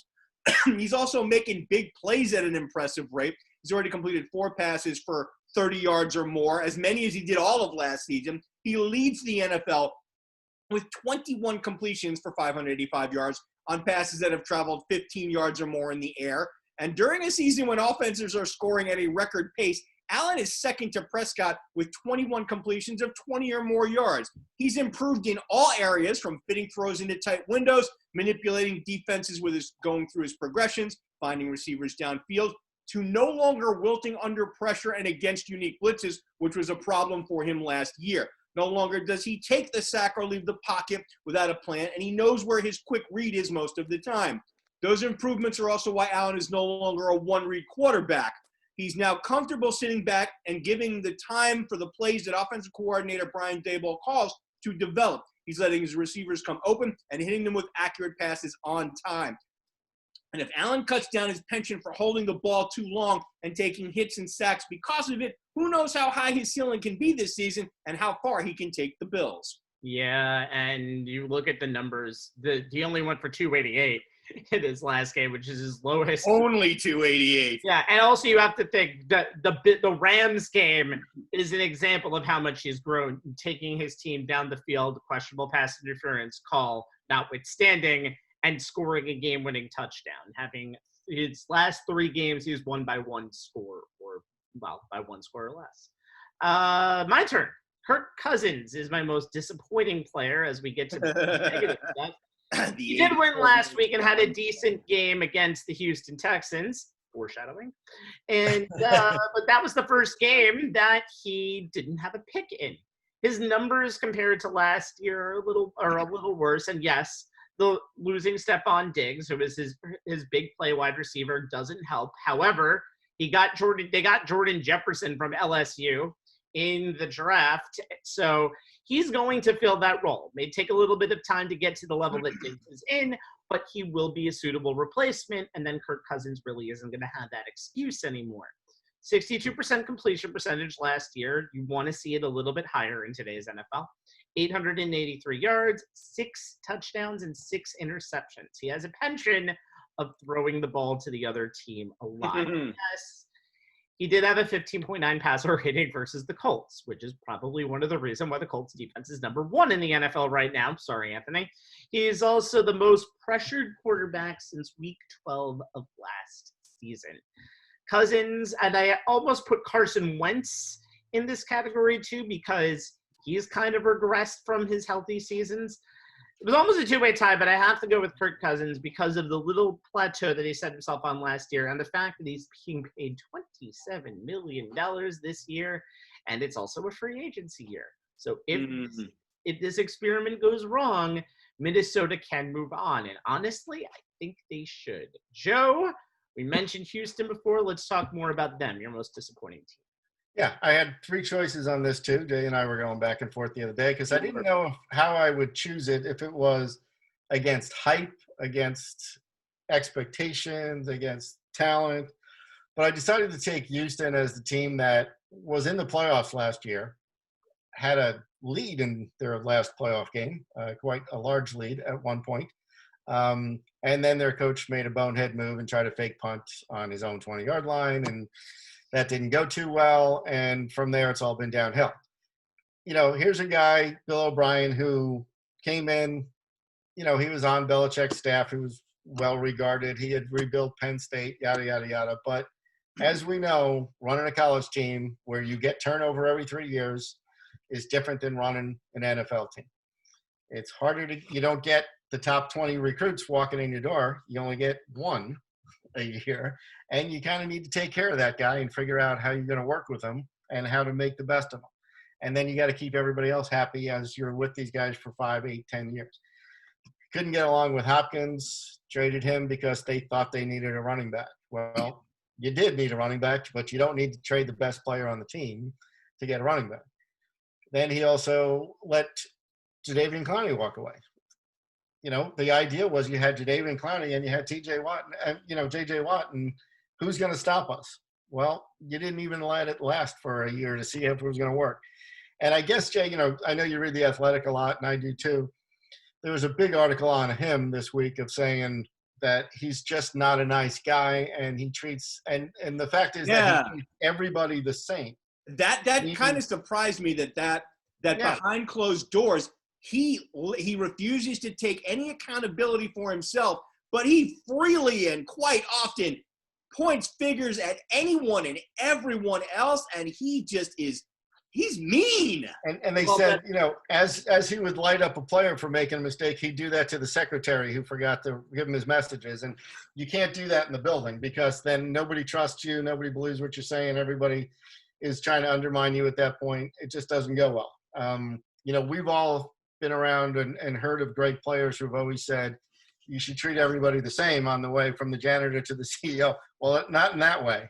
Not the way he was treating people. No. You're supposed to treat them like Mark Messier treated them in a nice way, not like this guy was doing it. So I think they're the biggest disappointment because they had talent. They let some of it walk away.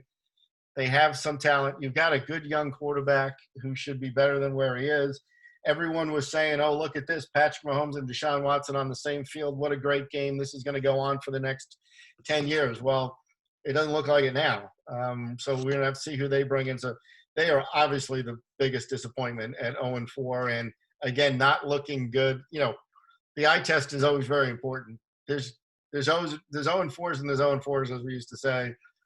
And as we've said tonight. Yeah, it's the eye test, and they've looked awful. They've looked terrible. Their offense can't get out of their own way. They have nowhere to go with the ball. Deshaun Watson drops back, looks around, and takes off on every play. They have nothing. J.J. Watt can't do it alone. He's getting older too.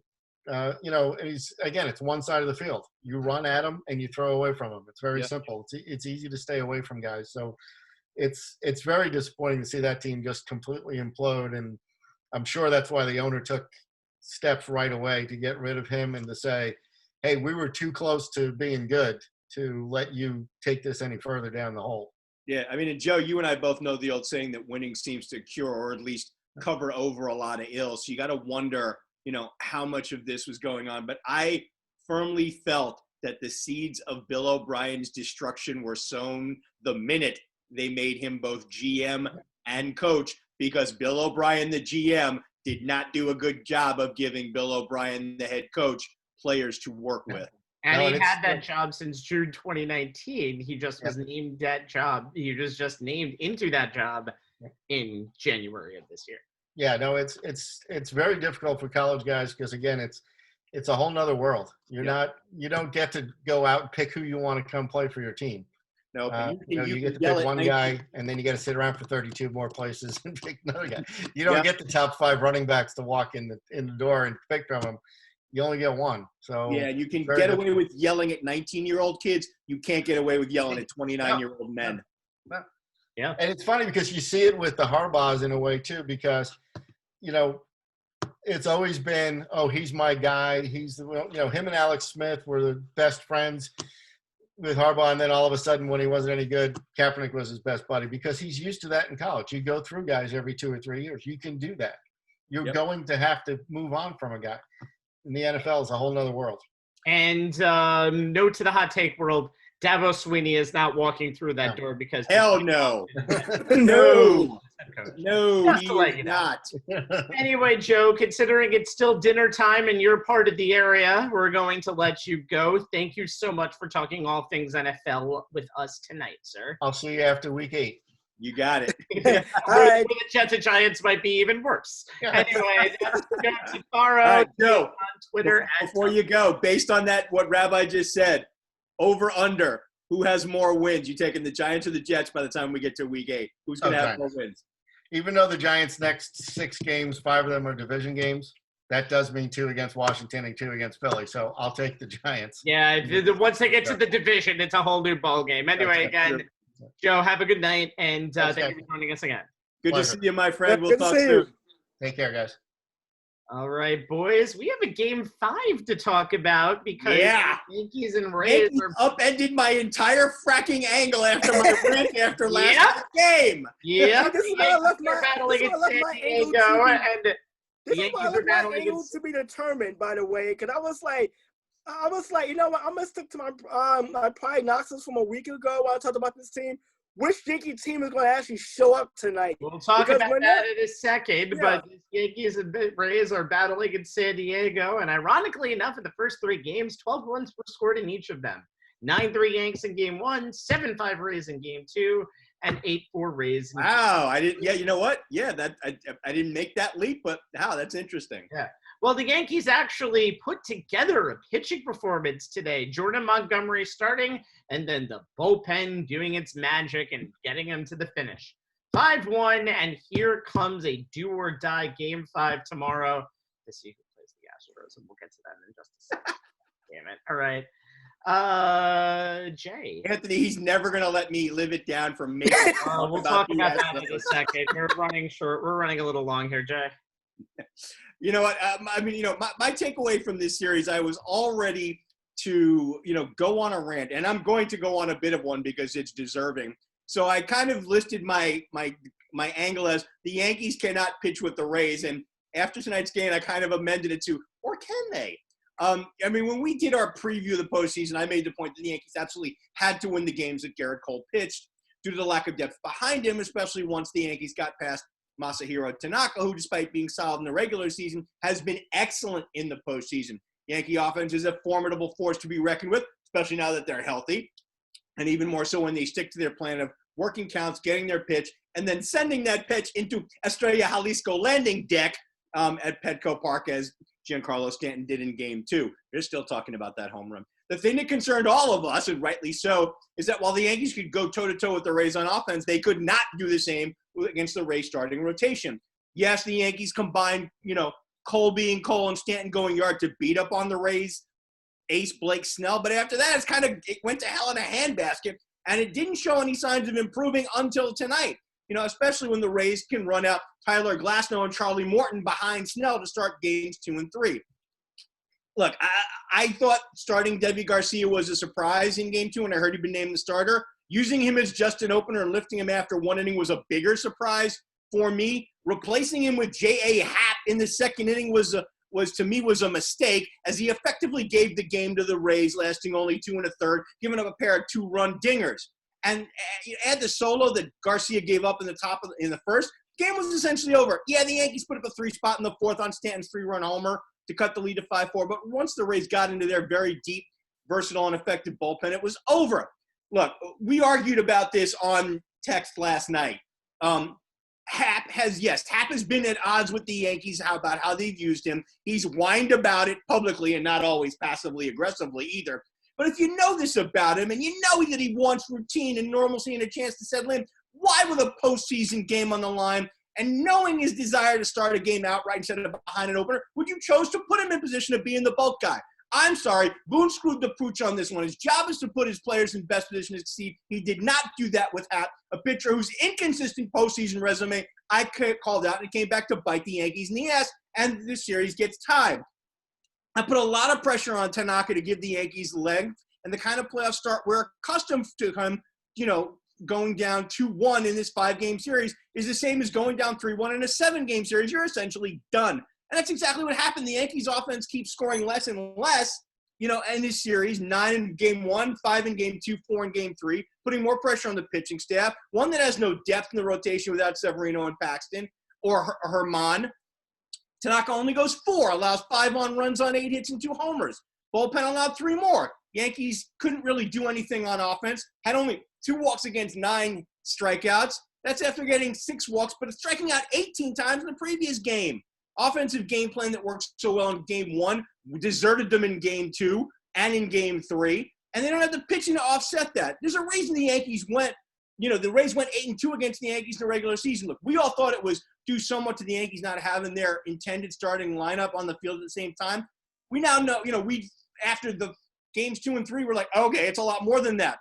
Jordan Montgomery tapped to start game 4, and my thought was that unless he turned in a Garrett Cole-like performance, the Yankees ace wouldn't get a chance to save the season in game 5 because there wouldn't be a game 5.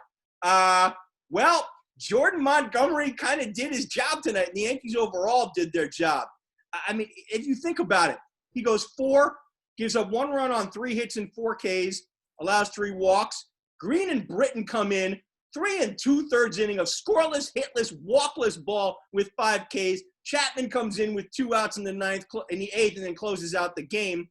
Yankees win 5-1, and Cole gets to start game 5. This is the kind of outing we were kind of hoping to get out of Tanaka. But you know what, guys? Sometimes, baseball, you never know what you're going to get from one day to the next. Yankees, amazingly enough, stifled a Rays offense that they could not keep down in games 2 and 3. So we actually have ourselves an elimination game, and the Yankees get to give the ball to Garrett Cole for another day and potentially steal this series. I'm shocked that it's come to this. Honestly, I gotta say. Yeah, I was a witness of the back and forth text. I'm like, Jay's about to blow up if the Yankees lose this game. But I did. You know what? And I'm gonna stick to my Yankee point. When we talked about them before the playoffs started, which Yankee team was gonna show up, because it wasn't going to be the Yankee team that couldn't score runs, the Yankee team that was scoring on average 10 runs a game the first 3 playoff games. And this the thing that worries me about this offense is that they're so reliant on the home run ball. And if you can keep them in a ballpark, they literally can't score runs or enough runs or get enough timely hits to kind of put runs on the board. They don't play small ball. They don't bunt guys over, and you're not going to do that with that lineup. Not with that lineup from 1 to 9. They're not built to kind of play small ball. And outside of Brent Gardner, there wasn't much speed in the lineup in itself. Nope. But the thing is with the Yankees, they're gonna have to figure out a way when they're not hitting the home runs. That they got one from Voit tonight and a monster one from Torres that actually went to almost the roof of the warehouse in left field. I think that building was there. It still would have been traveling to downtown San Diego. Yeah, it was a bomb. But you gotta look at the Yankees offense, and when they're leaving, they were playing with fire for most of the game. When they failed to add more than the 2 runs in the second inning until the Torres home run, I was thinking to myself, they gotta find a way to score runs, because they can't just sit around and wait for the 2-run, 3-run homer every 2 innings when they fall behind. And the bullpen, 5 shutout innings, they work so much better when you have a lead. I mean, that is the strength of the Yankees whole pitching staff. Outside Garrett Cole is their bullpen. But if you're playing from behind, it kind of negates the bullpen's effectiveness, because now you ask them to basically keep a game close rather than do their job and close the door. And I just feel like the Yankees, they're going to need their bullpen again, because Garrett Cole is going to be pitching on 3-day stretch for the first time in his career, and that's kind of uncharted territory. Do you keep him on? It's an elimination game, all bets are off. Do you have Garrett Cole, the ace that he is, and he has the bench toss backed up in his mansion right now, but do you have him on a short leash? Because you got to think about it. Garcia is there. I thought you do have him on a short leash, because you have anybody on a short leash. Yeah, I mean, if he's not doing well, if he's not doing well, yes. But if the Yankees have a lead, I still don't think they're going to do what they did with Montgomery and pull him after 4 innings. I think at minimum absolutely 5. And if you pull him with 5 after a lead that you think you can lock down, to me, that's you looking ahead to where he's going to be in the next series. But I think you put the ball in his hand and you leave him out there until you think he's run out of gas. Yeah, I mean, you're paying him the money. You gotta 5 to 7. You know what? At this point, you gotta give Garrett Cole the ball and say, look, this is why we brought you into New York, to win these big games. Like you talk about Aaron Boone. I mean, his decision to start Garcia in game 2 backfired spectacularly. and left them open for a lot of criticism to the point where even Alex Rodriguez kind of dug into the Yankees organization. And then tonight he saw Jordan Montgomery, and it works out. That's baseball for you in a nutshell. Yeah. It's 2020 pandemic baseball where you look like a moron 1 minute, and then the next day, 24 hours later, you look like a genius, and you look like you're Tommy Lasorda ready to walk into the Hall of Fame all of a sudden. So here's something I'm wondering. Can we have like a designated pitcher who comes in for one batter for tomorrow's game because of G-Man Choi? No, because you got to face a minimum of 3. Okay. Yeah, the new rule. G-Man Choi has killed Garrett Cole. I'm kind of interested to see how they pitch to him tomorrow, if they allow Cole to go after him or if they like go as careful as possible against him, which you shouldn't do for an ace, but Choi's numbers against Cole are utterly ridiculous. So I'm interested to see what happens tomorrow. You mentioned Cole hasn't pitched on 3 days rest any time in his career. But Tyler Glasnow's pitching for the Rays, so it's going to be the same thing on the other side. Oh, that's interesting. They're not going with Snell? No, Snell pitched game. No, I think I saw it was Glasnow, but that's interesting. I'll take a check. Because he's on even shorter rest than Snell is. Yeah, the Glasgow started game 2. I would think it would be but go he with really Snell, did a lot in game 2. but Glasgow being kind of a backup. Well, yeah, no, it is game 5. It is Glasnow for game 5. So he had a lot less of a good outing. So that might be interesting. And Cash did announce that right after the game. Glasnow threw 93 pitches in game 2. So we'll see what happens. Both sides, the Rays going to their bullpen, though, if they even get close to a lead with that bullpen, especially with Nick Anderson, who destroyed the Yankees in game 2, I don't think Yankee fans should have too much hope. But again, that's baseball, Susan. So game 5 is going to be a very, very interesting one, and what has basically been the only interesting series pretty much in this first round. Yeah, I mean, at the end of the day, guys, to me, the math equation is real simple. Cole has to be Cole, but the Yankees have to give him a lead early, and he needs to hold it so that when he's done, you're turning the game over just like he did tonight to Green, Britton, and Chapman to finish out the game. It's got to be the same formula as tonight, but you got to figure you're going to get more than 4 out of Cole. And lock Adam Ottavino and Loaiza in some sort of bullpen because they've not been good in the series. It's the difference between the tier 1 guys in that bullpen and the rest of them. All right, guys. So let's move on. Los Angeles and Houston are hosting LDS series as well, but because it's 2020, the host team is not in each of their ballparks. And also the Texas Rangers are hosting a series, and we surely forgot about you. So we're going to, and with it being 7-2 Dodgers in the top of the 5th, we're essentially recapping the other 3 DSs that have gone on as they are or are about to finish. Anthony, Marlins Braves. You know what? This series going in was supposed to be a matchup of 2 evenly matched teams. And I tell you what, Sandy Alcantara throwing and hitting Ronald Acuna literally turned this entire series upside down. Wait a minute. Yes. But he went 0-4 with the golden sombrero in the next game, by the way. Yeah, well, because before that, the Marlins had jumped on the Braves early in that game, and hitting Acuna. Now, by the way, there's a history with Acuna getting hit by the Marlins in this rivalry. It woke the Braves up because the Braves offense just was on fire from that point on. But ironically enough, and I had mentioned this, that the question mark with Atlanta was the pitching. The pitching has literally carried the Atlanta Braves in this postseason. You think about this. Max Fried went toe-to-toe with Trevor Bauer, and literally a pitcher's jam that would have made John Smoltz and Jack Morris someone smiling from ear to ear in the beginning of that wild card series. 4 of the 5 playoff wins for Atlanta were shutouts. That's how good they've been. Ian Anderson has been the breakout star for the Atlanta Braves so far. He allowed no runs over 5 2/3 in game 2. He's literally has allowed no runs in 11 and 2 those innings with 17 strikeouts in this postseason. The ERA for Atlanta in the 5 games, 4 games, 1.13. It's actually going to get lower as they finish off the Miami Marlins 7-0 in Houston.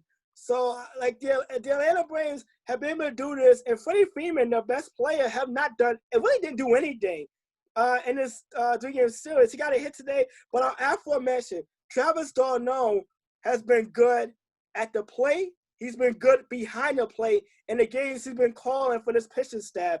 Look, as a Met fan, we are very familiar with d'Arnaud. He left the bruise in the apple, after he hit a home run in NLCS about 5 years ago. But the Atlanta Braves, a team that had been carried by their offensive output all season long, getting it done with their pitching staff, and that's kind of been a big surprise. And that's going to be kind of interesting when it looks like they're going to be playing the Dodgers in the NLCS, how that pitching staff is going to be able to slow down the Dodgers lineup. So I read the Daily News had a great back headline because obviously the Yankee games have been ending late, so you can't put them on the back page. So it simply said, and the Mets gave away this guy for free. Nothing spectacular, just basically said, and the Mets gave away this guy for free. So, ladies and gentlemen, the New York Mets organization in a nutshell, and their heads. One pause, ladies and gentlemen. Yeah, absolutely. Jay, the series that technically hasn't ended yet, Padres-Dodgers? Technically hasn't ended yet, and the Dodgers are the reason that I have had sleepless nights all of this week. Normally, as you guys know, I'm an American League guy, so I don't stay up to watch Dodger games that ended almost 2 in the morning in the East Coast. But knowing full well that I'd have to talk about this series, I did.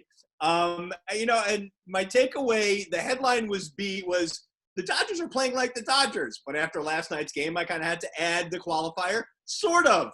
When I talked about the Dodgers on our Hunt for October show, I ended my part of the segment with, quote, another October, another Dodger team that on paper is the best in baseball. The question is, once again, can they be the best team on the field? Because as we know, the games aren't played on paper, and the field in October has not been kind to the Dodgers in recent years. Well, so far, the firm of Kershaw, Betts, Seager, and Associates have lived up to their regular season resume, sort of. I mean, they easily dispatched the Brewers behind a typical performance on the mound from Buehler and Kershaw, though Buehler did need some help from his friends. Kershaw did not, shutting out the Brewers to close out that sweep in 2 games, 2 runs in 18 innings. But, when we talked about the Padres, we talked about how this is a team that nobody should really want to play in the postseason because of what they bring. We knew that the pitching, especially from Buehler and Kershaw, would be the engine that drove the Dodgers in this series. And through the first 2 games, it was the case, sort of. Buehler once again pitched well, sort of. He only lasted 4 innings. Again, that damn blister keeps bothering him. And once again, his pals in the bullpen picked him up, especially Dustin May, who threw 2 brilliant innings in immediate relief of Buehler. As he shut down the Padres, the Dodgers put up 5 runs behind him in those 2 innings to kind of seal the win. The Dodgers penned through 5 innings of no run, 1 hit ball, striking out 6 with no walks behind Buehler.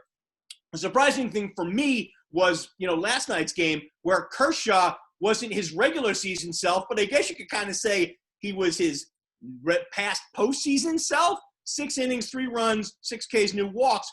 But the 2 home runs he gave up back-to-backs to Machado and Hosmer, well, what chased him. And Kenley Jansen, who I talked about also, gave up 2 runs in the 9th last night to allow the Padres to send Tatis Jr. to the plate with the winning run and a runner on first and 2 outs. And actually forced the Dodgers to remove Jansen because he walked both Tatis and Machado to load the bases. Because of that, Joe Kelly comes in, walks Tatis and Machado to load the bases, but he got Hosmer to ground out at the end of the game. I don't know if you guys know this. That's the first time Jansen has ever been lifted in the 9th inning with a lead in his career. It was a great move, though. It worked out, but I got to tell you, Kelly made it a lot more interesting than you'd like. Yeah. I understand he likes to throw down in the zone to get guys to beat the ball into the dirt, but he was throwing some 58-foot curveballs last night, I got to tell you. The Dodgers offense actually had to carry them in game 2, 6 runs on 11 hits, Betts, Seager, Muncy, and Bellinger. And, oh, my God, what a catch by Bellinger to rob Tatis. They delivered when the team needed to. But, I was thinking to myself, the Dodgers really don't want to get into a slugfest with the Padres. They need the starting pitching to carry them. I need to close out San Diego tonight, though but they want to hope they score enough runs so they don't actually need a closer to close out the series. And as I say this, they're up 7-2 in the bottom of the fifth and threatening with first and third. So it may be headed this way. What's interesting is that Dustin May was the starter. I can't find out why he only lasted an inning. I don't believe they would have run him out there just to be a bulk guy, because the guy behind him, Kolarek, only lasted 2 1/3, and he gave up both Padres home runs. Urias has been fabulous as the bulk guy, throwing 2 scoreless. But I got to tell you, the Dodgers offense has done it again. They put up a 5 spot in the top of the third, and they haven't looked back. Up 7-2. Betts, Seager, and Turner are 3 for 7 with 4 runs scored. As Betts steps to the plate right now, if things keep going this way, the Dodgers are going to sweep the Padres, but not in the fashion I think we kind of thought they would. No, and it's interesting enough that the Dodgers have had I think the Dodgers won 7 of 10 against the Padres in the regular season. The Braves won 6 of 10 against the Marlins in the regular season. Really logical to think that they would win their DSs. The A's won 8 of 10 against the Astros in their regular season, and now I'm about to be eating some big pile of crow curry. You get on me about eating on the air. He was doing it for effect. That's allowed. Doing it for a prop. We were accusing the Yankees of hot dogging it during the regular season and preparing for their postseason run, and I think we should give the Astros that benefit of the doubt. Numbers this series by their stars who really weren't hitting in the early part. Altuve bat 400, Brantley bat 368, Bregman bat 400, Mel Tucker bat 412, Correa 500. Good Lord. Brantley has had 2 home runs this postseason. Altuve 2 home runs. Correa 3 home runs. Anthony, you mentioned it. Dodger Stadium, that ball is just flying out of the park for the Houston Astros. Might be a little bit of a different story when we go to Petco, but as you've seen, that really hasn't changed at all. So who the heck knows? However, the one thing that we need to notice is with the starting pitching a little bit weaker this year, Greinke didn't really do that well today in his outing, and Lance McCullers has not really done the job. The bullpen has really, really, really, really done his job. Yes. 2 runs in 5.5 innings today, but the last 2 were essentially meaningless. They have a 3.86 bullpen ERA this postseason, but then you realize with the A's giving up 13 runs in this series, the Astros have just been pretty damn good. Didn't give up a run in game 1 from their bullpen, didn't give up a run in game 2 from their bullpen. Framber Valdez was the only big pitcher who had a good start. 2 runs in 7 innings pitched. But the more important stat was when he came in game 1 of the ALWC League wildcard series and had 5 shutout innings. The Houston Astros are a completely different team from the 29-30 team we saw in the regular season. And I think the nobody believes in us mentality is right to them. And wouldn't it be interesting, guys, if we had the series that we thought all along would be the ALCS, Yankees-Astros, when under the old format of the postseason, neither team would have been eligible to play in the wild card. Yeah, the Astros remind me of a 7-9 football team that sneaks in as a wild card and wrecks havoc. The St. Louis Cardinals of 2006. That's all I have to say. 83-79 World Series champ. Yeah, you know what? I'm looking forward to the National League Championship Series. I'm looking at this stadium, Globe Life Field. It's amazing. It is incredibly canvas and outfield. Like, look, I've been to Mars Park, I've been to Nationals Park, and I've seen Comerica Park on TV and thought to myself, how the hell is anyone hitting home runs out of the stadium? That fly ball, the camera zoomed out. I'm like, how would fly balls get out of the stadium? Like, it is humongous. Like, it's going to be interesting to see. Like the Padres that hit home runs. I'm like, yeah, they're barely clearing the outfield wall in some of these cases. It's like, this is like we're gonna see a lot of 450-foot like fly ball outs in the league championship series coming up. I mean, this stadium, and this is where the World Series is gonna be played too. Yes. By the way, it's gonna be very interesting when you throw in that and the fact that there will be fans in the stands for the first time all season. It is gonna be a very interesting NLCS. If it is the Braves and what looks going to be the Dodgers at this point. Because they're kind of running away with this game. Yeah. By the way, that curry is hot, just to let you know. All right. So we move tonight to the final topic, and that is the NBA Finals, which are still going on. We previewed it last week on the show, and now we're about to see it end.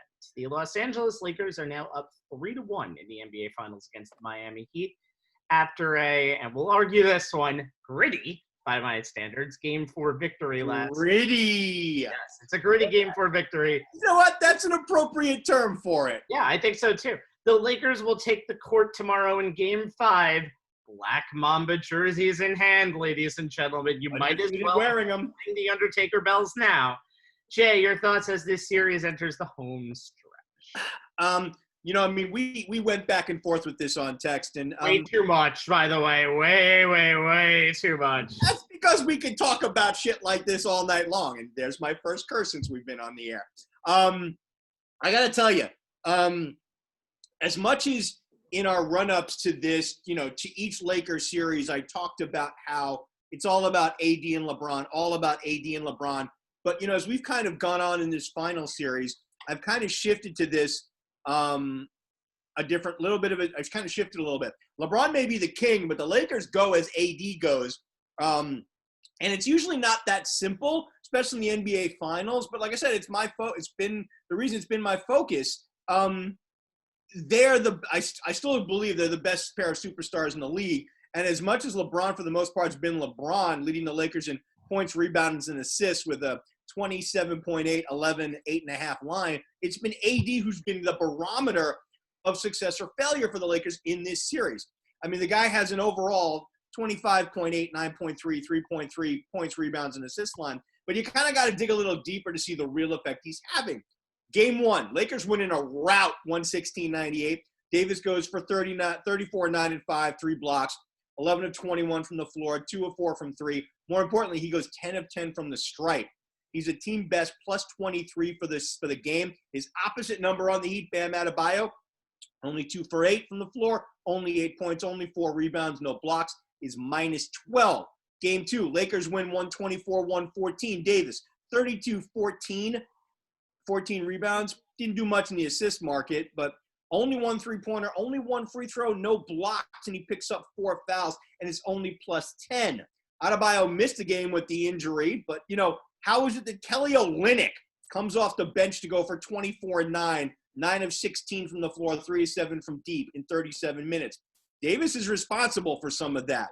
I mean, overall, he obliterated the Heat in games 1 and 2, and the Lakers were plus 33 when he was on the court. Game 3, and here's the foreshadowing, guys. Lakers lose 115-104. Jimmy Butler goes off with that 40-point triple-double that the rabbi's going to wax poetic about later in this segment. I've actually changed my mind, but I think Jimmy Butler had the greatest playoff performance, I think, overall in the last 10 to 15 years. I hadn't seen a performance like that since your boy AI in 2001. I can't argue the point. Davis is utterly ineffective in Game 3. Plays most of the game in foul trouble, picked up 5 overall, had 3 by the 5.5-minute mark in the first half, his 4th with 10:22 left in the third. He only played 33 minutes, only scored 15 points, only took 9 shots from the floor, only got to the line twice, managed only 5 rebounds, no blocks, just 5 turnovers. Miami switched from the 2-3 zone they played for 72 possessions in Game 2. They only played it 3 possessions in Game 3, going almost exclusively man-to-man, and it helped keep Davis in check offensively and off the boards. Now, he went from converting 19 of 28 in the restricted area in the paint in Games 1 and 2 to held to only 3 shot attempts from there in Game 3, was forced to take 6 of his 9 shots outside of that area. His Game 3 scoring was his second lowest of the playoffs. His minus 26 in Game 3 was his worst in the playoffs or the regular season. Lakers went from scoring 56 in the paint to only 34. Now, game 4, as gritty as, gritty's actually the right word for it, Rabbi, because it was not always pretty. The Lakers got the W. Davis wasn't like the AD of games 1 and 2, but he was much better than the AD of game 3. 22, 9, and 4 blocks, plus 17 was team best in 41 and a half minutes. But the place he really made his impact was his defense on Butler, who was coming off that triple-double. And he was on Butler pretty much from the opening tip, despite the return of Adebayo. Butler made his first 5 buckets in the first quarter, went 3 for 12 after that, and Davis was his primary defender for most of that. Butler only had 22, but only 12 after the opening quarter, and was minus 11. Look, LeBron can't keep turning the ball over at the rate he's been in this series. Lakers do need to get out and transition more. KCP, Rondo, Caruso, Green, and Morris all need to be big in the same game. But when it's all said and done, the Lakers will close out the Heat on Friday and collect title number 17 only if Anthony Davis must be the most dominant player on the floor at both ends of the floor. If he is, give him the chip. Anthony, let me actually go next because I'm actually go right ahead. Go ahead. Because I'm going to mention the point that Jay said. You can win with your A-plus game, but the way a champion is made is what happens when you have your B-minus game. And I feel like the Lakers have had their B-minus game in Game 4. However, I think the one thing that we all talked about, I think, right as the Portland series was beginning, is the Lakers have needed that third star. And oh my goodness, and they've gotten it almost in every way, shape, and form this series, unlike they have in the previous 3. If you look at Game 1, everybody not named LeBron or AD, 57 points. Game 2, you had 3 players in double figures, and the first guy in 30, and the second guy in 35 years in Rajon Rondo to go 15 points and 10 assists off of the bench.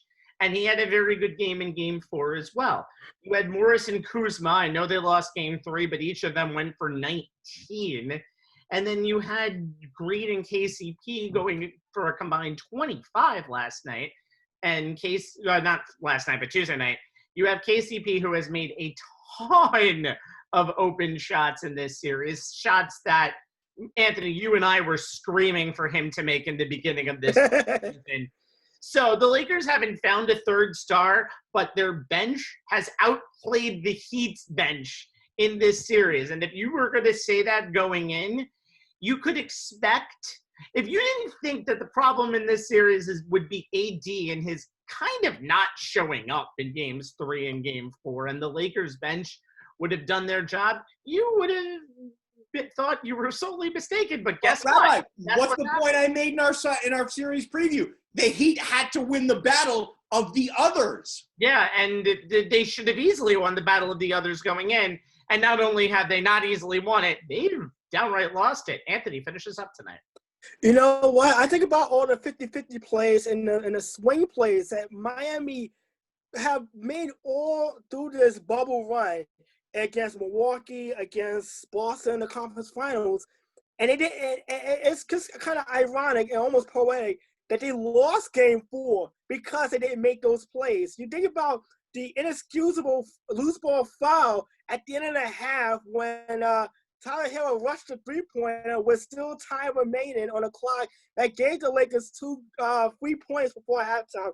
You think about the play that Jimmy Butler was basically given a wide-open 3 by Anthony Davis, who was guarding him. He misses. LeBron goes down court, almost immediately finds KCP in the corner for a wide-open 3. You think about some of these swing plays, like the offensive rebound that led to Anthony Davis' big-time three-pointer that kind of put the game away.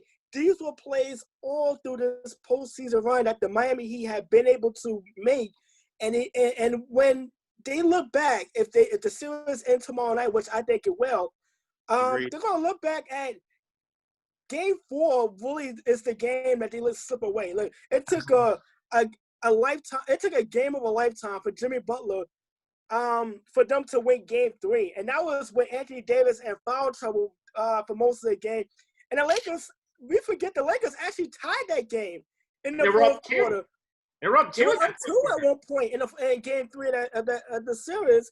And then Miami were able to kind of shut the Lakers down defensively. this time around, the Lakers, like you said, you mentioned it, it was a gritty effort because the Lakers have not played their A game since really game 2 of this series.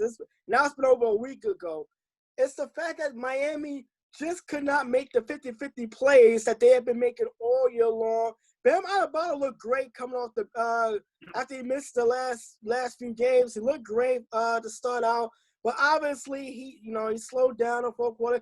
Jimmy Butler went back to being passive and looking more to pass when he drove to the lane rather than being aggressive and getting to the foul line like he was doing pretty much all of game 3. And Miami just made a lot of questionable plays. I mean, the offense got stagnant. Duncan Robinson had 17 in game 4. He only had 22 combined the first 3 games this series. Tyler Hill started to kind of find a shot, but again, he's been a little sporadic in the series. Anthony, I don't think you can underestimate what the loss of Goran Dragic has meant to the Heat in this series. Especially offensively, because they're having a tough time finding shots, and they're running a lot of Robinson and Tyler Hill off of screens. And the Lakers did a great job of adjusting in game 4 of trapping those shooters right off the screen. They even trapped Jimmy Butler off the screen and roll a little more. And you mentioned Anthony Davis, the versatility of being a 7-footer who can guard wing players. That allows the Lakers to play Anthony Davis at the center and not have much of a drop-off defensively, because the block he made on Jimmy Butler to kind of seal the game after that three-pointer pretty much showed why a lot of people felt like Anthony Davis should have won Defensive Player of the Year over Giannis Excellent on Butler last night, by the way. I won't go into that argument, but you see why Anthony Davis being one of the best two-way players in the game. And Anthony Davis got to be more aggressive. I mean, if you're able to knock down a 3 and they give it to you, take a few 3-pointers. You obviously made your share of 3-pointers. If they're going to give it to you, take them. It looked like he was kind of forcing it. Miami defensively did a great job in the first half of just they didn't even play zone. They played straight man-to-man. They forced LeBron to a lot of mistakes, a lot of turnovers. But what we haven't done, we haven't given Frank Vogel and that coaching staff of the Lakers enough credit. No, we have not. We haven't. And adjusting to their opponents, because we saw it in the Portland series. They were able to adjust and literally take Damian Lillard out of the game, and really that the series changed from there. Against Houston, they out small ball Houston Rockets and literally made anyone but James Harden beat them. In the conference finals, after the game 3 loss, they trapped more on Jamal Murray. They put Dwight Howard in the starting lineup to be more physical with Jokic, and it paid off. In this case, they ran a little more motion offense. They didn't just rely on LeBron to just kind of create for his teammates. You saw how Kuzma be a little more aggressive. Markieff Morris being more aggressive, taking 3-pointers. Rondo getting to the basket because they can't leak off of Anthony Davis and leave a lob wide open for him. And the aforementioned KCP, we have given him hell early about a month ago. And he is literally stepping up big time in the final series. So I think, like I said, Miami's kicking themselves for letting a winnable game 4 slip away. But I got to give some credit to the Lakers coaching staff and Frank Vogel, Jason Kidd, and company. They have done a great job of adjusting to the opponents on the fly. And one thing that we mentioned very clearly, as you just mentioned, Jay, they missed Goran Dragic in game 4. And if you watch that game 2, they severely missed Adebayo. 1 and 2, and then 4 with Dragic. At full length, we don't know how they would have been at full strength, but we know their contributions have been there.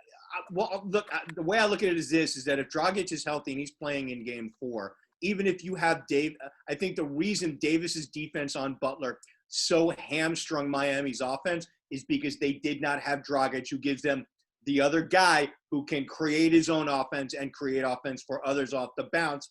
No disrespect to Hero, but he's not there yet, and they really don't have anybody else. And with Butler shut down, that offense got stagnant. Yeah, and if I see Tyler Hill, I see a younger Kyle Korver, a guy who can just shoot threes from everywhere. I think Hero's going to be a lot more of a complete player, but he's not there yet. I say that about like younger Kyle Korver, the fact that we know he can shoot, but he can't create for himself right now. Yeah. And that was But something I a think bit of he's a going to bugaboo get with Kyle there. Korver for much of his career, that somebody has to create for him. And until he's able to create his own shots, teams are going to look at scouting reports and clamp down on him considerably, especially when you're running them on screen and rolls. So that's something the 20-year-old is going to have to figure out along the way. But you know what? He's had a great postseason run and something to build on. And you know, I don't want to stick the kibosh in Miami just yet, because we still got Game 5. The Lakers still got to close it out. But they're wearing the Mama jerseys. I don't think that's a ceremonial thing as much as the Lakers realize they have to put this series away as a sense of urgency. I think LeBron, knowing that he was on the other end of a 3-1 deficit in the finals and coming back, Absolutely. and that 2011 final performance that it was terrible. And I think he's not going to let his team take their foot off the gas pedal. I think he realizes he's letting them know, we got to finish this series tomorrow night. We can't let Miami have any string of life and extend in this series. And I don't know what it is about those Mamba jerseys, guys, but when they put them on, it's almost like they seemingly have the ability to take their game to another level. And you can say that they know Kobe's watching them, or you can say the spirit of Kobe is in all of those jerseys because he designed them. But it's just the way they've played when they've worn them. It's just it's interesting. Yeah. They feel out of responsibility. They don't want to let him down. No, also, absolutely not. 100%. And don't forget, it's not just Kobe, but the number 2 patch for his daughter Gigi. That's right. That's on their jersey as well. So it's like they know what Kobe meant to the sport of basketball, the culture of basketball, but more importantly, the Lakers organization in the city of Los Angeles. And for them, it's kind of, and I said this during our preview show, I felt why the Lakers were going to win a championship because it's the added responsibility, it's the added pressure of knowing that, you know what, we have to do this for him. We know the Mamba mentality. We know what Kobe game focus was on game days, and how we can't let Los Angeles down, but more importantly, we can't let Kobe down. And it does feel like they take it up another notch when they wear those uniforms. Yeah. You know what, Rabbi, I'll say this to put the cherry on top of it. If they win, they close out the series in those jerseys, that is a script Hollywood would have written for the Lakers this year. Well, they were going to wear them in Game 7, so they just bumped it up to, and they'll probably wear them in Game 7 again, even if they lose. By the way, to mention Tyler Hero, and why do I ever get to close the show on a line since this has happened like 5 minutes ago? A hero is just worth a sandwich, ladies and gentlemen. Led by Mark Jackson on there, I think, on Tuesday night. All right, guys. Yeah. That does it for a very, very long edition of On the Sports Lines. But a very good one. Show, by the way. Yes, very good show. We'd like to thank again Joe Tufaro for joining us. He is at Tough Dan on Twitter, and he is the world's biggest Jets fan. So tweet him up Arnold anytime, anywhere, any place. Don't kill me, Joe. For Jay Kaplan and Anthony Strait, my name is Stephen Rabinowitz. We're the other guys. Thank you for joining us so much tonight. We have a Facebook page, facebook.com/onthesportslines, which we will at certain times post this show up and live stream this show. You can catch this show again on demand starting tomorrow on youtube.com/onthesportslines and at ONTH Sportslines. You can see a link to this same show that Jay will also put up tomorrow. That would be our Twitter handle. That would be our Twitter handle, but that's what the ad is for, so I think everybody gets that already. Anyway, guys, this has been a very, very informative show. We will continue our sports talk next week. We have LCS to talk about. We have another Giants and Jets loss to talk about, and we have an eventual COVID. Hey, the Giants are playing the Cowboys. They may get a win out of that. I doubt it. Anyway, and we also have an eventual COVID postponement. I'm just predicting. Anyway, good night, everybody. Stay safe. Good night.